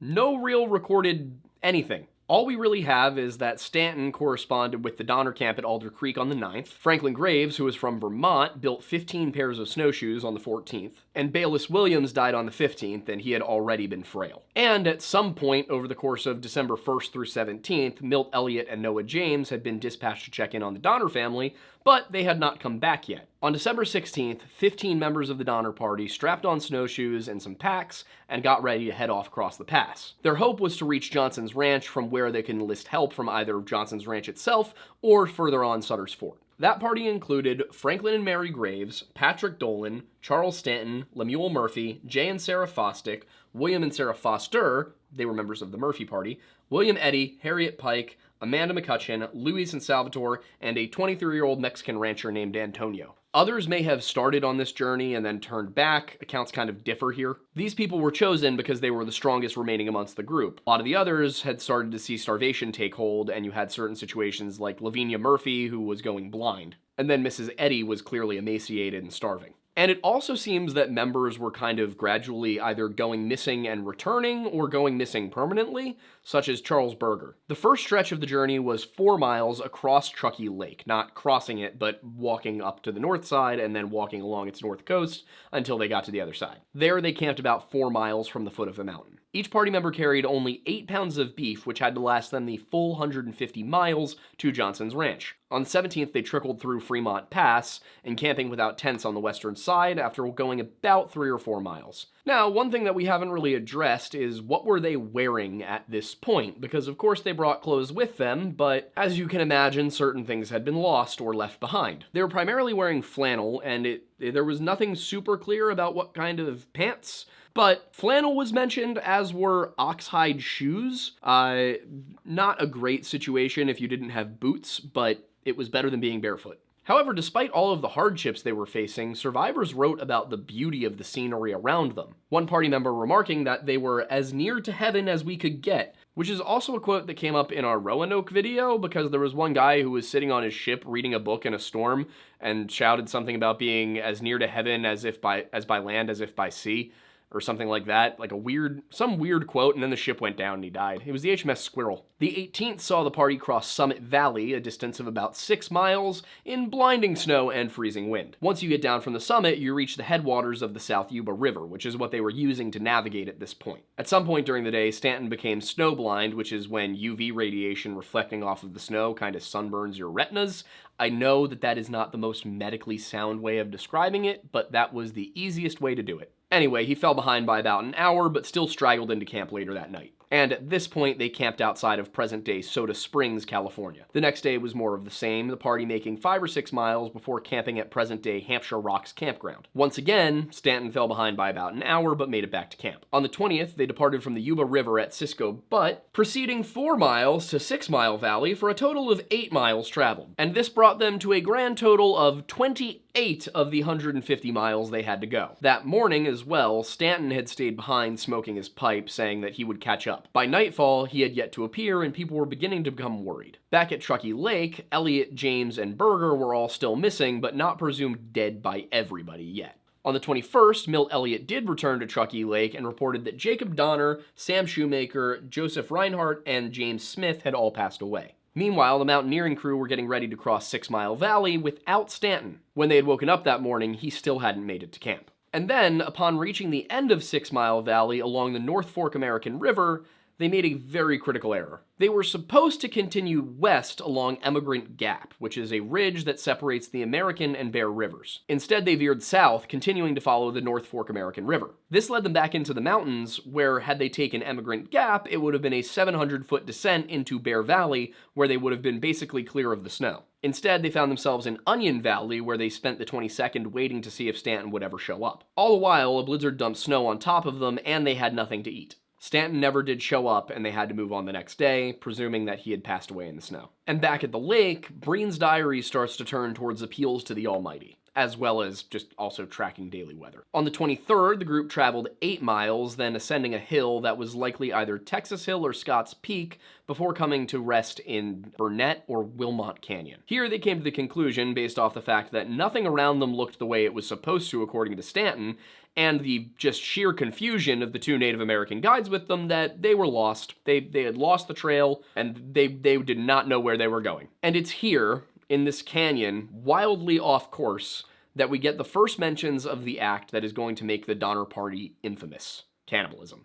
Now, this is not to say that they just up and ate each other in the canyon. They didn't. It's just that this is where they first began to consider the possibility that that may be a necessity at some point. Details vary between sources, but what's clear is that somebody suggested cannibalism might need to happen, and they decided they needed to have the conversation. Apparently, there were a few circumstances. One source says that the men wanted to return to the camp, whereas the women wanted to press on. And then Eddie and the 2 natives apparently sided with the women. And then supposedly, the first person to suggest that somebody should die to feed the rest was Patrick Dolan. According to the reports, William Eddy supported this idea and believed that it might be necessary, and you know what, they should probably figure it out now, whereas William Foster didn't think that they were there yet and thought it was not worth discussion. One suggestion was that they draw lots, another was that they duel with pistols, but eventually the determination was They were just going to keep trudging along, and whoever died first, that's who they ate. They made it 3 miles that day and then encamped in the canyon once again. Here they incurred the first losses since Stanton. Franklin Graves and the rancher Antonio both passed away that night. And it's unclear exactly when this all happened. It seems to have been between the 23rd and the 24th. Apparently, as Graves lay dying there that night, Eddie actually went to him and told him the news, "You're going to die,"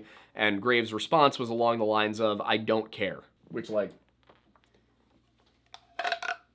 vibes, honestly.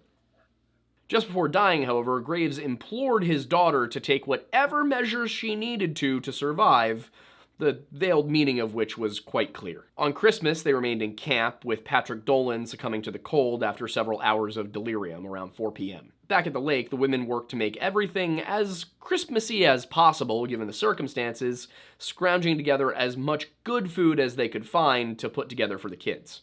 Unfortunately, Lavinia Murphy became very sick that night. On the other side of the mountains, her son, Lemuel Murphy, slipped into a delirium and then died on the 26th. At this point, the group was forced to accept that they were going to have to eat their dead to survive, and they began to work on that. And that is according to a contemporary source, John Sinclair, who interviewed several members of the party after this all happened. From the 27th to the 29th, the mountaineering party undertook the task of making friend jerky. And yes, that was me trying to humorously tell you that they chopped up and dried the meat of their friends. And then back at the lake, and yes, there's a lot of jumping back and forth here. You can imagine how much fun I had with this. The reason my hair is different in this section of the video is because this is day 2 of shooting. Anyway, back at Truckee Lake on the 29th, John Denton struck gold, and I mean that literally because he found some gold dust in Mrs. Reed's cabin. Mrs. Reed responded to the discovery of gold in her cabin by saying, "I wish it were bread." Denton put the gold into a sack and vowed to return if they survived. Charlie Berger had returned to camp by this time but had taken ill on the 28th. Breen, in his diary, interestingly notes that Keseberg had the late Wolfinger's rifle. It's unclear if he was implying that Keseberg had done something to Wolfinger,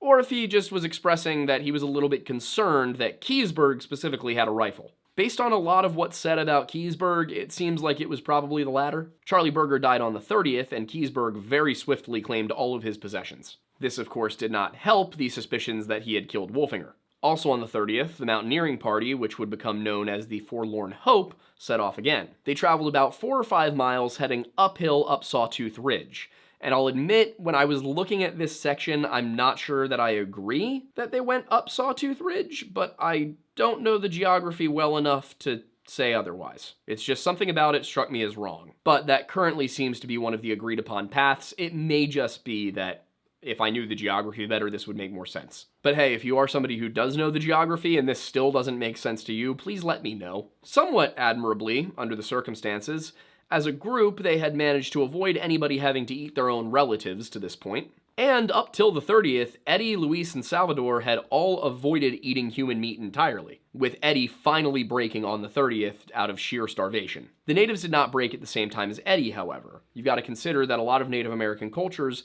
have very intense and direct taboos against cannibalism. They're seen as irreconcilable offenses and often punishable by death, and people who commit those acts are seen as subhuman. Examples of this would be stories like the Wachuge and the Wendigo, which of course we've talked about. For those who perhaps haven't seen those videos, the Wachuge and the Wendigo are both cannibalistic entities. In some cases, you'll hear stories of them being magical. In other stories, it's more of a physical and psychological transformation. But what's agreed upon is that these are people who undergo either a psychological or physical transformation after eating human flesh, and they can never be turned back. They can never be cured. Essentially, the only way to stop a Wachuge or a Wendigo is to kill it. On New Year's Eve, they managed another 6 miles, crossing the ridge in a place where they believed they could see the Sacramento Valley. Experts are divided on this. There are spots on Sawtooth Ridge where you can see parts of the Sacramento Valley, but it's hard to tell for sure. Probably on January 1st, 1847, Jay Fosdick began to show signs that he was deteriorating, and Luis and Salvador finally broke and ate some person. On the 2nd, one of the natives lost a toe to frostbite, and the rest of the party was also suffering from various foot-related injuries. It's also unclear exactly how far they traveled over the course of a couple of these days. On the 3rd, it's recorded that they traveled 7 miles, but it's possible that was accounting for both the 2nd and the 3rd. By that evening, Fosdick was getting much worse, and the party encamped at Giant Gap by the Sugar Pine Reservoir in Forest Hill, California. By the 4th, they were once again completely out of food, and an unnamed member of the party suggested that they kill Luis and Salvatore and eat them. The other members of the group, including Eddie, all were against this idea, saying that it was wrong to kill them rather than waiting for them to die, and also, none of them would be alive without Luis and Salvador, so it seemed wrong to murder them after everything they had done. After all, without them, they'd all be dead. Unwilling to allow that fate to befall two people who had become his friends, Eddie warned Luis and Salvador, and they slipped out of camp that night. According to Eddie, when Luis was told, he simply stared at him, astonished, said nothing, and walked away. They then spent the 5th following the trail of the natives, not for the purpose of hunting them, but for the purpose of utilizing their navigational skills. Eddie also managed to spot fresh deer tracks, and he and Mary Graves pursued the animal that laid them, and then eventually were able to capture and kill it. This meant that they would have fresh, non-human meat for the first time in a while. The problem was, they were 8 miles from camp and very far downhill,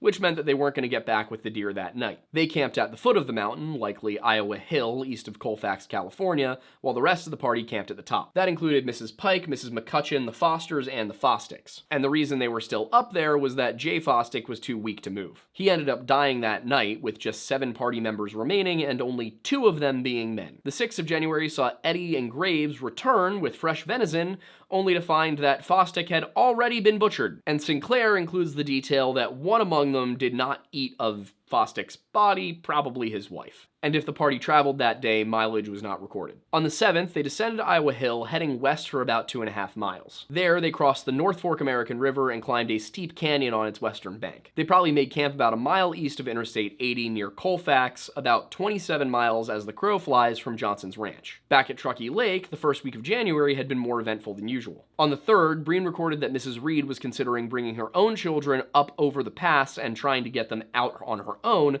because there was currently no promise of rescue. Sure, they had sent people out, but there was no promise they were coming back. All this, of course, because supplies were rapidly running low. The morning of the 4th, Margaret Reed, who was 32 at the time, took 13-year-old Virginia, 18-year-old William Graves, 25-year-old Eliza Williams, and 28-year-old Milt Elliott to head for the pass. She left 8-year-old Patty, 5-year-old James, and 3-year-old Thomas behind with the others to await rescue. Eliza Williams became too weak to continue on the morning of the 5th and headed back down to the lake. The Reed mountaineering party stayed in camp on the 6th and attempted to construct snowshoes. Considering Franklin Graves was the only one reported to have the knowledge of how to make snowshoes, it's very likely that these were amateur and inadequate. This proved to be the case, and they headed back down the next day after seeing how much snow blocked their path. By the weekend of the 8th, the Reeds only had boiled ox hides to eat, having already killed and devoured their dog Cash. On the 11th, they were forced to begin eating the ox hides that were patching up the roof of their cabin and had to move in with the Breens because their cabin was not very useful. Back over the mountains, the Forlorn Hope were on the brink of complete disintegration. They traveled another 2.5 miles on the 8th, going up and down another one of the canyons on the eastern side of Colfax.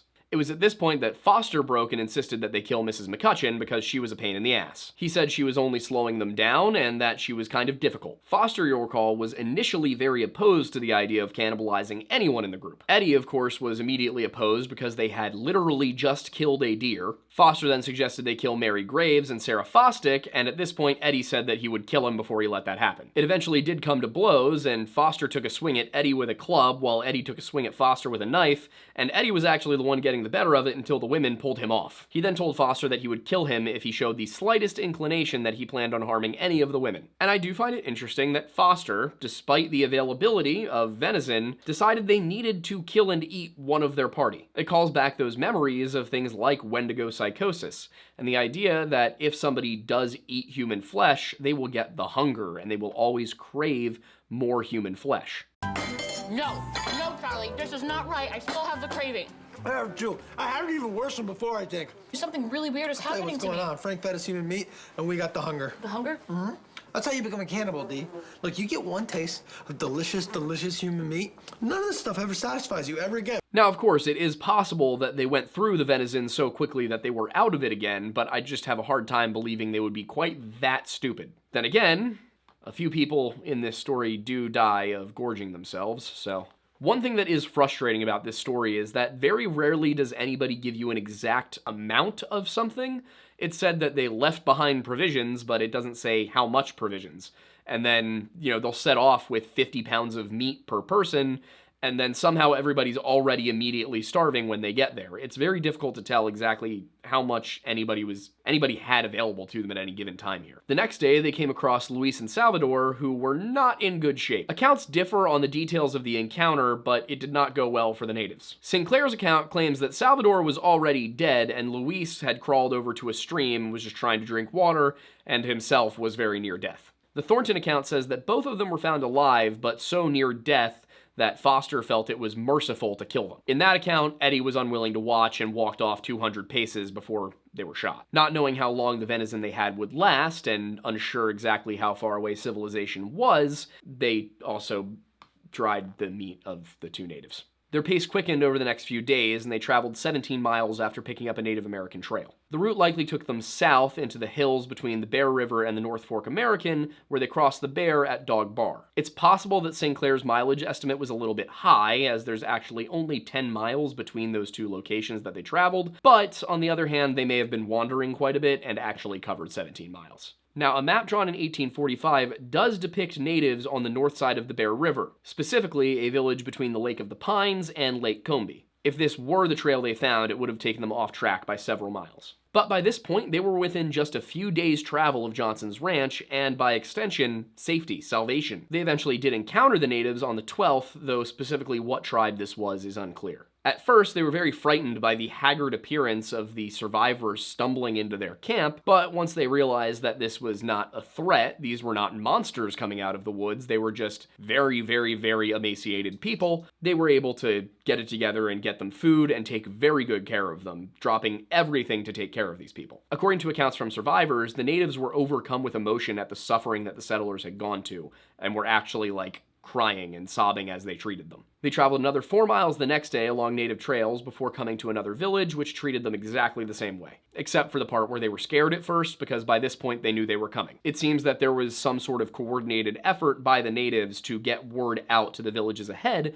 so that they could have something to keep these travelers going. Under the guidance of the natives, they traveled back towards the wagon trail, eventually coming to rest on the 17th. They'd gone another few miles that day, but William Foster and the women simply could not continue and had to stop and stay at one of the Native American villages for a little while, and the natives did assist them in getting back. Eddie, who was still in the best shape out of all of them, continued on along to Johnson's ranch. He arrived there around midnight, and according to Thornton, who I will say is prone to exaggeration, the last 6 miles of his journey were marked by his bloody footprints. Back at Truckee Lake, things had only deteriorated further, with almost all food stores exhausted and snow covering the ground at all times. There was essentially no way that anybody could go out looking for anything because snow. Even resources like wood were running scarce, with Keysburg and the Murphys having to share an axe. Also around this time, for some reason, Breen starts saying that he's expecting someone to come over the mountains soon, but there's no indication given for who he's expecting or why he's expecting them. And then, by the 21st, Eliza Williams had begun refusing to eat, because at this point, the Reeds were only able to eat oxhide, boiled oxhide that turned into something of a glue-like substance. It does seem that the Reeds were having the worst of the experience, with everybody else rapidly catching up to them. You have to remember that when they were crossing the desert, the Reeds lost everything. Lewis Keysburg Jr., who had been born on the trail, died on the 24th. Shortly after that, Landrum, William, and Simon Murphy all fell ill themselves, and all 3 of them were under the age of 16. On the 30th, the remaining members of the Graves family, led by Elizabeth Graves, 45 years old, seized the possessions of the Reeds, claiming that they owed a debt. Now, the Reeds did in fact owe a debt to the Graves family, but obviously they had no way of paying it there and then. However, James Reed would be completely capable of paying the debt when everybody arrived deeper into California at Sutter's Fort. Despite this, the Graves decided that they were going to be keeping these goods, which included the ox hides that were both covering the Reeds' home and serving as their only source of food. On the following morning, the 31st of January, Landrum Murphy passed away around 1 a.m. His mother had tried to go to the Breen family for help, get food, blankets, anything that might prolong his life, but in spite of their efforts, it was all in vain. Across the mountains, however, there was finally some good news. On January 17th, William Eddy had reached the home of Colonel M.D. Ritchie in Johnson's ranch. Eddy first encountered Ritchie's daughter, Harriet, and asked her for some bread. Upon seeing him, she immediately burst into tears and brought him inside, where they laid him down on a bed, got him some bread, some water, and got him back up to strength. Once Eddy was comfortable, they began to ask him questions. How did you get here? What happened? Are there more with you? News spread very quickly of the entire party's predicament, with a portion of the story published in the California Star within days. At this point, the community of what would eventually become Wheatland, California sprung into action, gathering supplies and men to take those supplies into the Forlorn Hope party. The goal was first to rescue the nearest people, and then reorganize to send in more expeditions to get everybody else at Truckee Lake. When they arrived, the team of William Johnson, John Howell, John Rhodes, Daniel Tucker, Joseph Varro, a Mr. Kaiser, and Mr. I think I wrote down Sauger, all of them distributed food, tea, coffee, and sugar to the survivors of the Forlorn Hope party, who were still at one of those Native American villages. Eddie had warned them to limit how much food they gave to the Forlorn Hope party because they might gorge themselves, but the men didn't really follow directions and allowed the Forlorn Hope to eat all of the food that was brought rather immediately. Thankfully, nobody became too sick from this, although some had stomach aches. Once they were strong enough, they were transported to the ranch. Of the 16 members of the mountaineering party that became the Forlorn Hope, only 7 of them actually survived to Johnson's ranch.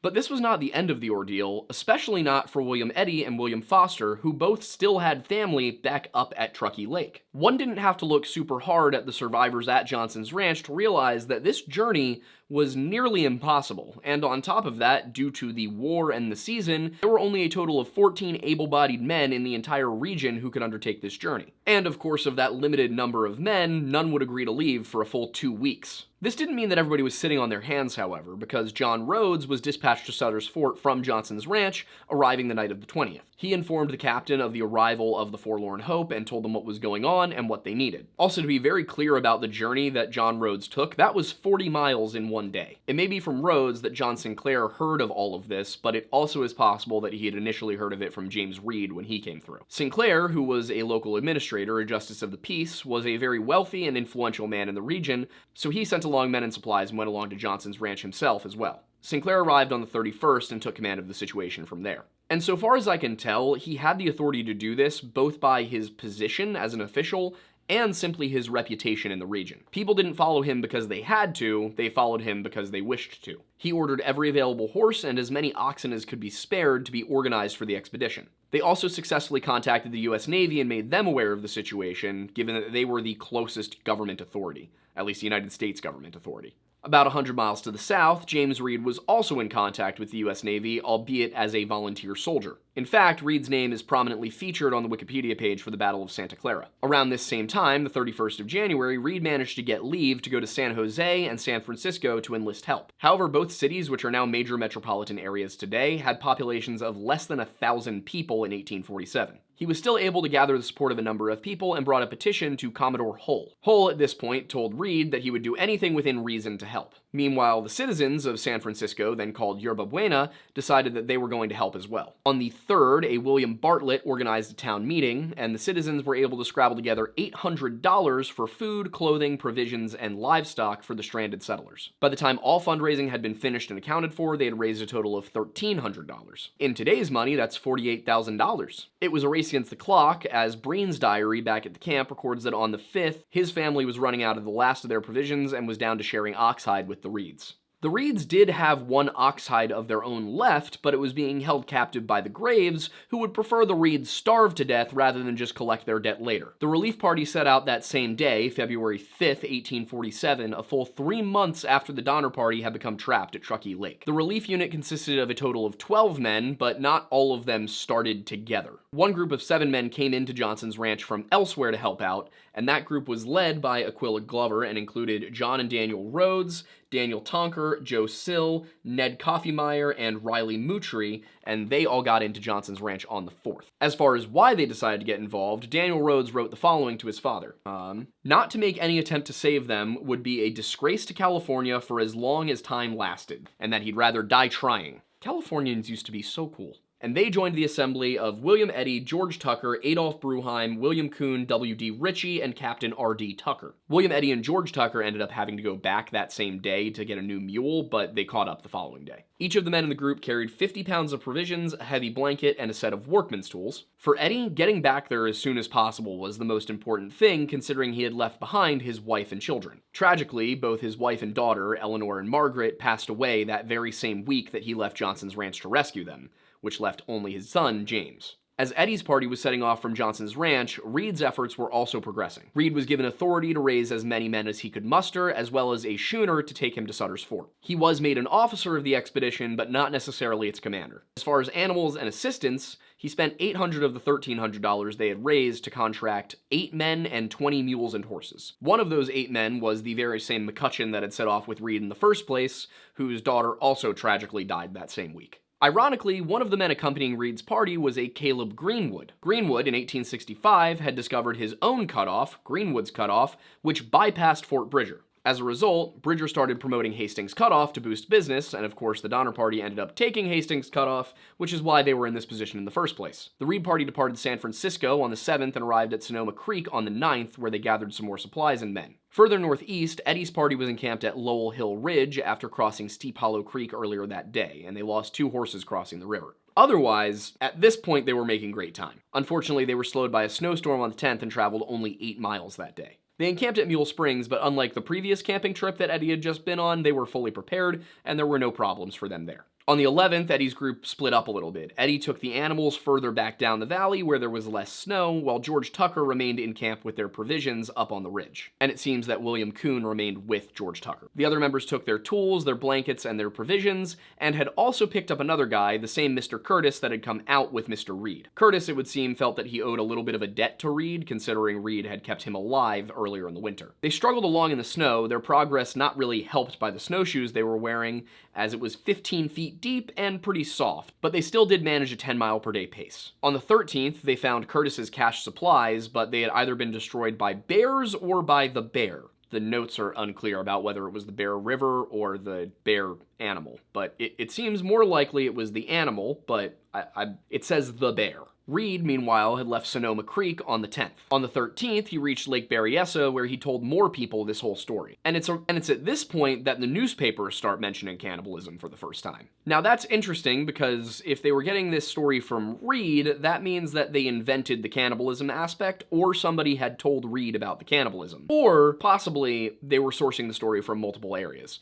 But Reed, as far as anybody knows, should not have known about the cannibalism aspect. He himself had not spoken to anybody from the Donner Party since Nevada. This, of course, with the exception of McCutcheon, but McCutcheon had been with him. Other details included in the newspaper reports of the Donner Party situation included condemnation of Hastings Cutoff, which was probably a good idea, the claim that they'd have been fine if the men were manlier, which leads me to believe that people didn't quite understand the situation at hand, and it was written that the only injuries to the survivors of the Forlorn Hope were miraculously some frostbitten toes, but this was 1847, and it's very likely they did not understand PTSD yet, even in any form. If I'm not mistaken, I believe the term shell shock doesn't develop until the First World War. Really, the entire field of psychology was a few decades off from existing in the first place. While Reed navigated towards Sacramento and Sutter's Fort, and the Eddy Party was bogged down in the mountains, the population at Truckee Lake was rapidly decreasing. Milt Elliott, Augustus Spitzer, and one of the Pike children had all died at this point. By the 15th, the Eddy Party was fracturing, with Bruheim, Ritchie, and Curtis all refusing to go any further, leaving only 7 remaining members. To avoid losing any more men, Captain Tucker offered a $5 a day salary to anyone who would continue along. In today's money, that is $187 per day. Tucker and the remaining men made their way down the Yuba River and all the way to Cisco Butte, where they camped for that night. Reed's party, for the most part, was progressing without incident. Daniel Rhodes gives us the remaining 7 members of Eddie's party that had continued with Captain Tucker, but some of the names don't match. So it seems like maybe there were errors in the list or swaps at some point. In any case, the names he gives are his own, Daniel Rhodes, John Rhodes,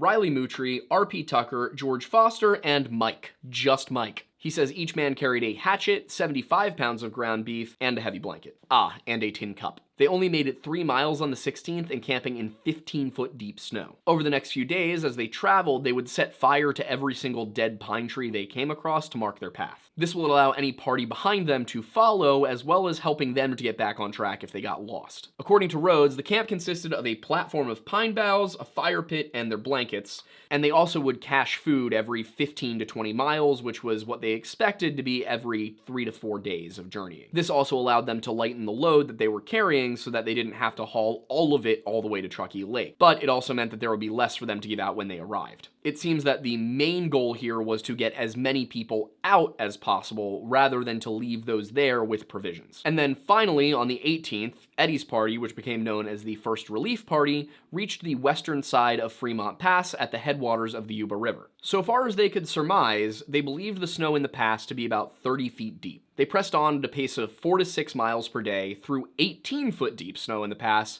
finally reaching the cabins at sundown on the night of the 19th. Tucker wrote of those at the lake that they were in such great distress such as I have never witnessed before, and Rhodes wrote that he could never forget the horrible ghastly sight they presented. But if the relief party were seeing ghosts, the Truckee Lake party were seeing angels. It's written that one of the women at Truckee Lake called out in a hollow voice asking the men if they had come from California, or do you come from heaven? It's unclear if this is a reference to angels arriving to rescue them, or angels arriving to spirit them away to heaven. At this point, it is kind of equally likely that these people would have preferred death or salvation. In either case, the suffering would have been over. And when you read through the available journal entries, you can see that there is definitely sort of a split here. There are those who have optimism, and there are those who have kind of resigned themselves to like, I'm hoping I survive this, but I'm not expecting to. You don't see a ton of people saying, I give up, let it be the end, partially because literacy was not universal in 1847, and partially because most of the people who died early were the ones who kind of gave up. It was mostly single men early on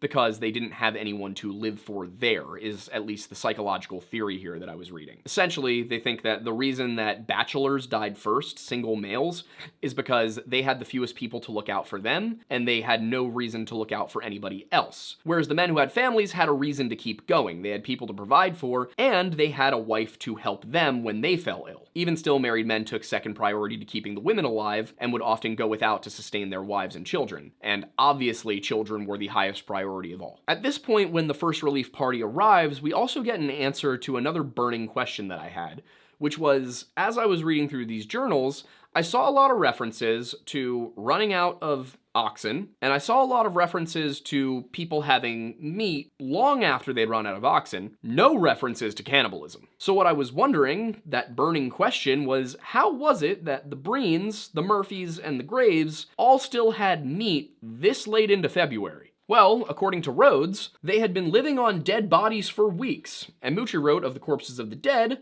most of the flesh was all stripped off and eaten. Now, it is possible that these descriptions by Rhodes and Mutri are embellishments or exaggerations, and the main reason for that is that there's no accounts from those involved. Nobody who was there said at this point in February, yes, I was eating humans. So one of the big reasons that people doubt this is that there's no mention of the cannibalism by the people partaking. The one family that's never mentioned to have eaten anybody is the Reed family, and while Virginia Reed was recording information, as we saw from everybody else, you can't rely on them to self-report the cannibalism. The reporting of cannibalism for the Forlorn Hope party that Sinclair eventually talked about and Thornton talked about, that had all come from interviews with William Eddy. Because Eddy was answering questions asked by interviewers later, it's probable that they directly asked him about cannibalism, whereas in this circumstance, the Reeds, the Breens, they might just have not decided to write about it because they were uncomfortable with it, and why would you want to dwell on that? Now, with the arrival of a group of people who knew about the fate of the snowshoe party, which would become the Forlorn Hope, you would expect there to be a mix of emotions considering how many of them died. But Tucker made a good decision in not telling everybody exactly what had happened to the snowshoe party until they were all safely back at Johnson's ranch. He was concerned that this would cause dysfunction and people would be too sad to move, and just felt it better to say, yeah, there was some frostbite, we'll tell you all about it when we get there. On the morning of the 20th, Tucker left most of the provisions at the Truckee Lake camp and took 2 men with him to go to the Alder Creek camp where the Donner family was, about 8 miles away. They found them in very poor condition, Jacob Donner having passed away back in December, and George Donner's minor hand injury having festered into a gangrenous wound. George Donner was completely unable to travel, and a full 12 members of the Donner family stayed behind at the Alder Creek camp, while a couple went back with Tucker. As for food, they had fared better than those at the lake, but they were still running very low on supplies, with only 1 head of cattle remaining. And of course you may be wondering how it is that, 80-some people with a whole bunch of cows managed to starve this fast, but you have to remember that they lost a number of the cows underneath the snow, and these cows were all pretty much starving to begin with, so there wasn't a ton of meat on them. It's not known exactly how many cattle they arrived there with, but it really was not that many. Tucker arrived back at Truckee Lake with the survivors on the 21st and immediately set about organizing to get get out of there. The first priority was the children, and particularly the older, stronger ones who could walk under their own power. Additionally, they selected 3-year-old Ada Keysburg, 2-year-old Naomi Pike, and 6-year-old James Reed Jr. James Reed's age is given differently by a number of sources, anywhere from 4 to 6. And of the 24 people selected to come out, 15 of them were minors. The oldest was Margaret Reed, who was 32. 8-year-old Patty Reed and 3-year-old Thomas Reed also started off with the group, but eventually had to turn back because they were too weak to continue. Margaret Reed was not happy about having to leave 2 of her children behind, but she also knew that her husband was a master mason, as was Aquila Glover. Knowing about the Masonic oaths and obligations, Margaret Reed asked Aquila Glover if he would promise to come back for their children. Glover swore on his honor as a mason that he would go back for Patty and Thomas, and that was enough for Margaret Reed to continue on her way. And it really should have been. That kind of oath made to the wife of a fellow Freemason is not something that you're allowed to go back on. I mean, like, nobody's gonna hurt you if you do, but it's just not cool. It's one of those things where you're more worried about your soul than your physical person if you break it. And about the time that first relief party under Tucker that had initially included Eddie was on its way out, James Reed's party was on its way in. They left Johnson's Ranch on the 22nd and made 10 miles their first day. From there, they made amazing time, reaching the members of the first relief who were still in Bear Valley on the 26th. And Reed was surprised to find that even the relief party was starving. As he learned from Glover and Rhodes, who he'd met on the trail, the first relief party had left what they could at Truckee Lake and had planned to rely on their caches coming back. Unfortunately, they'd reached their first cache on the 23rd, only to find that it had been ransacked by animals. They spent the next few days at very, very, very little rations, while Tucker urged everybody to be cautious with what they had. Thankfully, the way out was considerably easier than the way in, as they had their tracks to follow and didn't have to walk on top of the snow and constantly sink into it. On the 24th, realizing that their whole party was going to move too slow and would not reach food in time,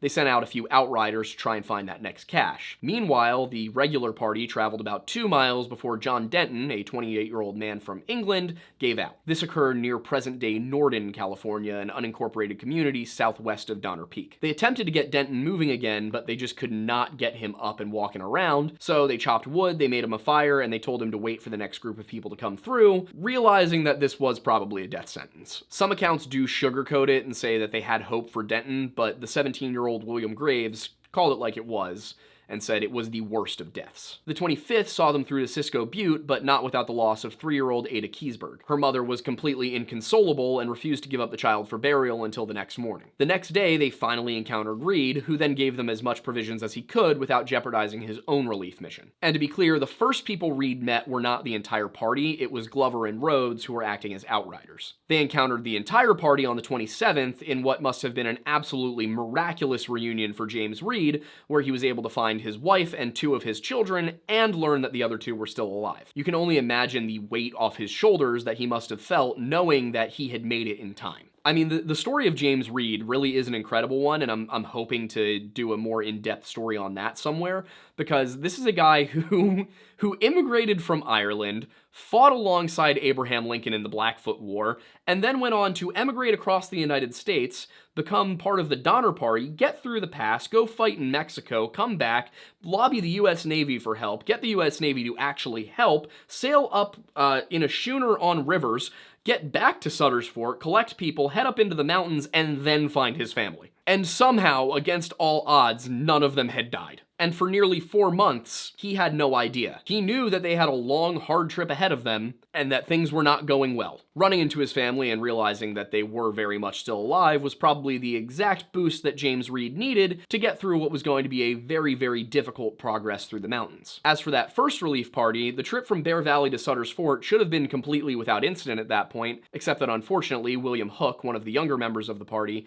ended up gorging himself when they reached a cache and died. After the death of that 12-year-old, however, there would be no more deaths for the first relief party. Reed, meanwhile, still had 2 children of his own and an entire camp to rescue. He reached Truckee Lake without any serious struggles by the 28th, and he first came to the Breens, who he noted were not wanting for food. The account that Reed gave in his journal at the time makes no mention of cannibalism. An article written later that year, however, by a J.H. Merriman using notes sent to him by Reed, does confirm that Reed claimed there were bodies in the cabin. Human bodies that had been eaten. He then passed on to the Murphys, with whom Keysburg was staying, and left them some provisions as well. There he left one member of his party to watch over them because they were clearly in no position to be doing anything for themselves. Lavinia Murphy was severely malnourished and caring for several children, and Keysburg had a leg injury and may or may not have committed several murders. Lastly, they came to the Graves cabin where food was distributed further, and if James Reed had any knowledge of the abuse his family had suffered at the hands of the Graves family, he did not seek any vengeance. Reed's arrival was documented by Patrick Breen on March 1st, who said he arrived with 10 men as well as supplies. He wrote that they were going to spend 2 or 3 days recovering their strength before they all gathered to head back over the pass and hopefully out of the mountains. And he also said that some of the older members of the relief party, who were more experienced in the region, said it was entirely possible that snow was going to remain in the pass until June. On the morning of the 10th, James Reed traveled over to the Alder Creek camp where he found the remaining Donner family members. Several of the children were in condition to travel, as was Tamsin Donner, the 44-year-old wife of George Donner, but she was unwilling to leave her husband behind. Instead, she decided that she could wait until the next relief party and she would prefer that they just take the children. Reed didn't see any issue with this because, as far as he was aware, Commodore Woodworth's third relief party was right behind him. This was another group that was organized by James Reed that left Johnson's ranch a few days after him. According to some accounts, cannibalism had also started to crop up at the Alder Creek camp at this point, although some questions can be asked. The first one is, if they had just received a stock of food from the first relief party a couple of weeks earlier, had they already gone through all of their food, and if so, how much was actually left and how quickly did they eat? There's also the possibility that the cannibalism had started before the first relief party arrived, but if that's the case, why was it not mentioned by the first relief party? As I mentioned, it was noted that there was cannibalism at the Truckee Lake camp. However, it's possible that there was cannibalism reported at Truckee Lake, but not Alder Creek, because Rhodes and Moutrie were the ones doing the notation at Truckee Lake, whereas it was Tucker at Alder Creek. So it could simply be difference in reporter. And then finally, if neither of these are the answers, there's one further possibility, which is that they just wanted to eat people, which it probably wasn't that. It was most likely the first possibility, but just to be perfectly clear, the most likely scenario here, if there was cannibalism at the Alder Creek camp at this point, is that it had started after the first relief had left and after they had run out of food. They probably just did not leave a ton of food for the Alder Creek party. I would say almost equally likely is that the cannibalism had started before the first relief party got there and Tucker just didn't mention it, either to preserve their reputations or because maybe he didn't notice. Seeing exactly how bad things had gotten, however, James Reed decided that he was going to leave Charles Cady and Nicholas Clark to watch over anybody too feeble to make the trek back to Truckee Lake. Two specific people who are referenced are George Donner, who of course is suffering from a very bad case of gangrene in his arm, and also Elizabeth Donner, Jacob Donner's widow, who was quote-unquote in a very feeble state. However, they were able to bring out Isaac and Mary Donner, as well as Solomon Hook, who were ages 6, 7, and 14, respectively. Reed's diary also reveals that Mrs. Graves had a stock of $800 in gold and silver stashed away, which makes her treatment of Mrs. Reed after that whole debt fiasco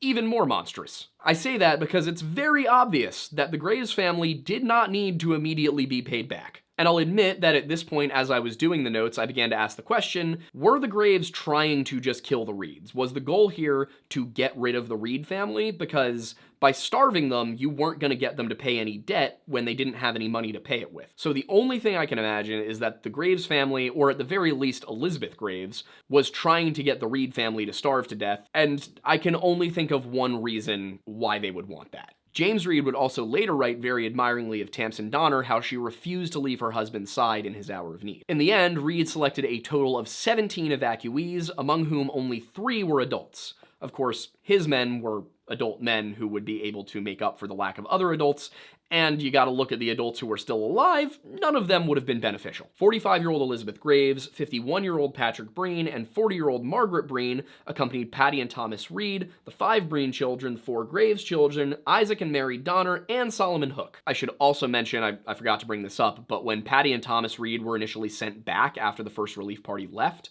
they were sent back to where they had been staying, which was the double cabin with the Graves family, but the Graves kicked them out and they had to go stay with the Breens. If you haven't yet noticed, Elizabeth Graves, like Lewis Keseberg, kind of a villain in this story. In any case, this left only 5 people at Truckee Lake and only 7 people at Alder Creek, for a total of 12 remaining in the mountains. The 5 at Truckee included Lewis Keseberg, Lavinia Murphy, her 8-year-old son Simon, the 3-year-old James Eddy, and the 4-year-old George Foster. Keseberg's leg injury still hadn't healed, so he couldn't properly walk on his own. In addition to leaving Lewis Keseberg and Lavinia Murphy behind to be the adults in the room with the 3 children that they were accompanying, they also left behind Charles Stone, Charles Cady, and Nicholas Clark from the actual relief party. As far as food left behind for the group, it was pretty scant, with Lewis Keseberg writing later that he was given only a half cup of flour and a half a pound of beef to last him as long as it could. This was likely the same ration received by everybody at the camp, which was enough food to last them a few days. Now, to be fair, it was expected that Woodworth's party would be there in a few days. That was what James Reed thought was going to happen.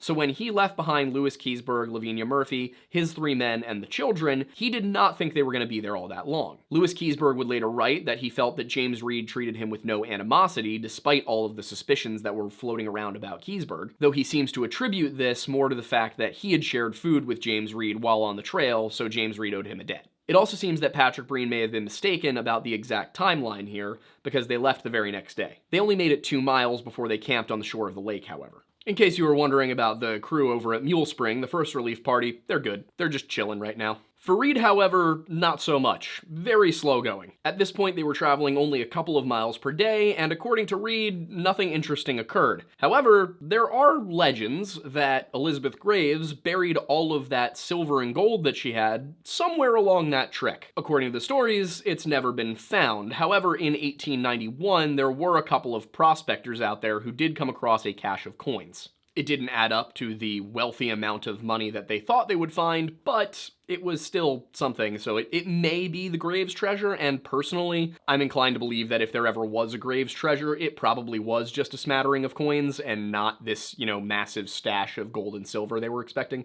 Anyway, because they were moving so slowly, Reed sent some men ahead to get food from the caches. They were going to need those caches, especially because a severe storm was brewing overhead. That storm arrived on the 4th, and the weather became bitterly wet and cold. And at this point, Elizabeth Graves had become simply too weak to continue onward and died. She simply passed away early in the morning, one account saying that her daughter had called out for her to come and cover her with a blanket or something, and that Elizabeth Graves had responded sounding a little off, and when her children went over to go check on her, they found that she was gone. Like, she was still alive, but she wasn't coming back. It is, again, darkly ironic that Mrs. Graves seems to have done everything in her power to cause Mrs. Reed to not make it out of that lake, only for her to be the one that didn't make it out in the end. And things were not better back at the camps, where Stone and Katie had determined that it was madness to stay there. They were not going to survive if they didn't leave. They had been staying at the Adler Creek camp with Tamsen and George Donner. When the 2 men informed Tamsen Donner that they intended on leaving, she begged them to take back her children,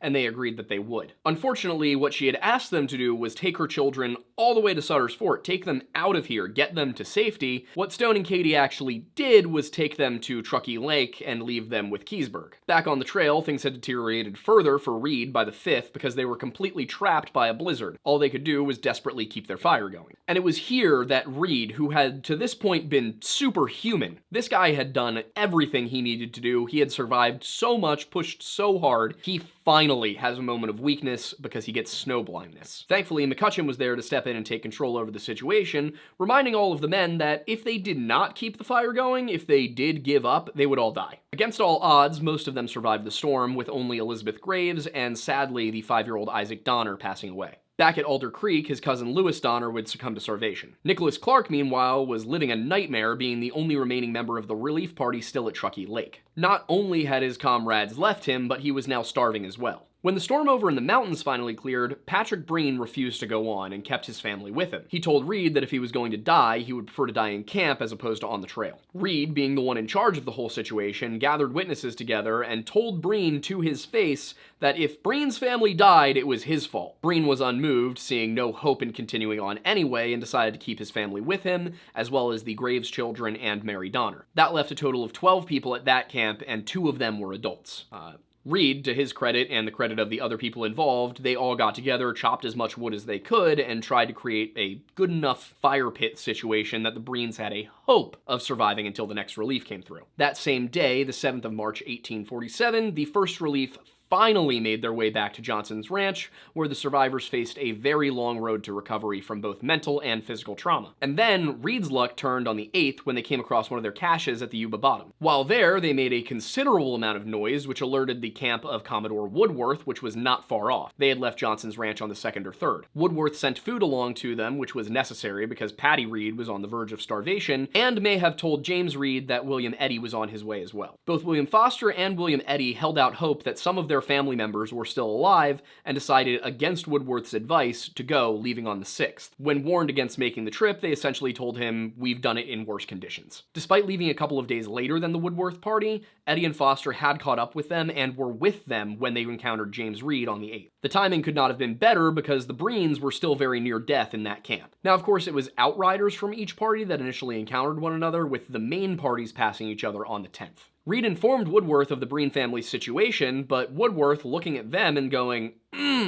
"You look pretty banged up," said, "We're not going any further without a pilot." As far as I can tell, that seems to have been a decision made by the party in a democratic manner, not a Woodworth himself saying absolutely not. Eddie and Foster offered any sum of money to anybody who would go on to help rescue their families, and when it was pointed out that this was a little irresponsible of them, considering they had no money whatsoever, James Reed and Hiram Miller offered to guarantee the money themselves. And then a Mr. John Stark, and yes, I'm serious, that was his name, said that he was going to go along no matter what. He just felt it was simply the right thing to do. The rest of the party, however, pointed out to him that he was 224 pounds and was going to have a hard time getting through the snow. Eddie and Foster at this point, realizing that it didn't look like anybody was coming with them, even if they paid them, resolved that they were going to go alone, and Reed, realizing that was suicide, convinced them to wait while he lobbied Woodworth. Woodworth eventually agreed to terms, given that he had the authority via Commodore Hull to pay the men to continue on, and offered $3 a day to anybody who went forward and brought children out. Specifically, the children had to not be their own. Realistically, this applied to everyone except for Eddie and Foster, who were the only people that had children there. In the end, the group that actually went consisted of Eddie, Foster, Miller, Thompson, Oakley, Stone, and Stark. Woodworth, Reed, and the others returned to Johnson's Ranch and then Sutter's Fort. Eddie and Foster's group, which would become known as the 3rd Relief, continued along, encountering the body of John Denton on the 12th. He had been left behind on February 24th when he became too weak to continue. He was found seated with his provisions still in his pocket, leaned up against a snowbank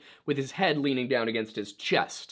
This implied to everybody that he had not starved to death, but rather frozen, which is the preferable manner of dying. Freezing's not comfortable, but it's over rather quickly, whereas starving can take weeks. Denton also had a journal on him, the contents of which contained a poem that was mistakenly attributed to him and then published in the newspaper. It was for the right reasons, but it was not his poem. The 3rd Relief reached the Breen camp later that day, and they found that the party was very near starvation, but mostly intact. Sadly, the 5-year-old Franklin Graves Jr. had died. And according to a rather grisly account attributed to Mrs. Breen by Eliza Farnham, the other Graves children begged to be allowed to eat their dead brother. It's possible that this did happen. It's also possible that this was further vilification of the Graves family because of how awful Elizabeth Graves had been, but it's unclear. I would not be surprised if it were true. Mrs. Breen was very uncomfortable with the whole idea, but Patrick Breen went along with it because it was wrong to deny the children food if it could be had. Basically,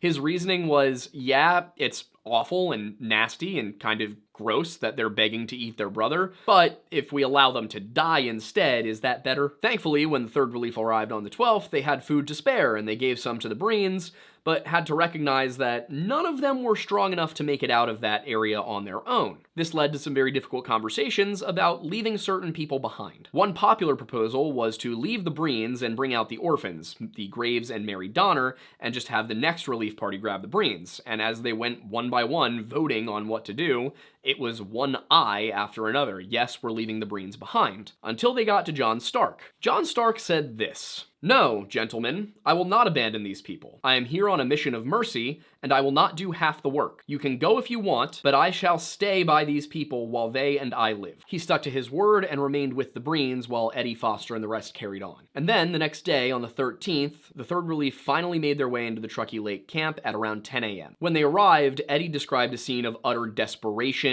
and disgust. It was horrifying there. He wrote that many had starved to death and that those who hadn't had eaten the flesh of the dead to survive, which is just yet another account of cannibalism here. At Truckee Lake, he found Tamsen Donner and her daughters, Keysburg, Lavinia Murphy, Nicholas Clark, Simon Murphy, and John Trudeau. George Donner and one of Jacob Donner's children remained alive at Alder Creek, while Elizabeth Donner had died at some point since the 2nd Relief left. But the most shocking discovery was the fate of William Eddy's son, James. Upon encountering Lewis Keysburg and Lavinia Murphy, William Eddy was informed that Lewis Keysburg had eaten his son. Now, it wasn't that Louis Keseberg had murdered the young James Eddy and then eaten him. Eddy had just passed away, and Keseberg went on to consume the body. Now, it's unclear exactly what Louis Keseberg said to William Eddy. All we know is that Eddy promised that if he ever encountered Louis Keseberg again, he would kill him. The only reason he didn't do it right then and there was that William Eddy considered it dishonorable to kill a man in Keseberg's condition. But this was not the worst thing that Keseberg was accused of doing. Now, all witnesses to this event were under the age of 10 years old, but what was described was that Louis Keseberg took the young George Foster to bed with him one night, and then the next morning the 4-year-old boy was dead. When Mrs. Murphy discovered this, she took the body of George Foster and held it in her lap as she accused Louis Keseberg of murdering the boy. Keseberg is said to have taken the child from the woman and hung the corpse on the wall. Now, this story does not help Keseberg's reputation as being a murderous cannibal. Tamsen Donner, meanwhile, with 3 living children still at the camp, all under the age of 7 years old, begged Eddy to take them with him and offered him all the money she had, $1,500 in 1847, if he would take them back. She also told Eddy that she was going to stay back with George Donner, who was still alive, and await the next relief, which Eddy had to inform her was not necessarily coming anytime soon. Nonetheless, she decided to stay behind, and unfortunately, Eddy's group actually had to leave one of the children behind as well. Although saying that they had to leave a child behind might be inaccurate, because Nicholas Clark absolutely could have carried the 4-year-old Samuel Donner out with him. It's just that Clark decided he was going to carry out a bunch of treasure instead and sell it. So yes, I feel it is appropriate this many years on to point out that Nicholas Clark did in fact choose to make a little bit of money over saving the life of a child. As you can imagine, this decision was not popular with the rest of the group. Keseberg also elected to stay back, though there were no pretenses that this was about caring for anybody. Everybody was pretty sure that Keseberg just wanted to wait until everybody else had died so that he could gather up whatever belongings were left and get back to California with them. In the end, Eddy brought Eliza, Georgia, and Frances Donner, Simon Murphy, and John Trudeau out of the pass, where they caught up with John Stark. The third relief, which now included John Stark and the Breens, caught up with Woodworth and the rest of the crew on the 15th. And then on the 16th, Eddy informed Woodworth about the remaining survivors, but of course, Woodworth's response was essentially that there is nothing we can do about that. At this point, the only remaining people over there were Lavinia Murphy, Louis Keseberg, Tamsen Donner, George Donner, and Samuel Donner. They would essentially be risking just as many lives going out to retrieve them as they would be saving by bringing them back. Simply because there was nothing to be done for anybody at Truckee Lake or Alder Creek, they continued westward and they got out of the snow and down towards the settlements by the 19th.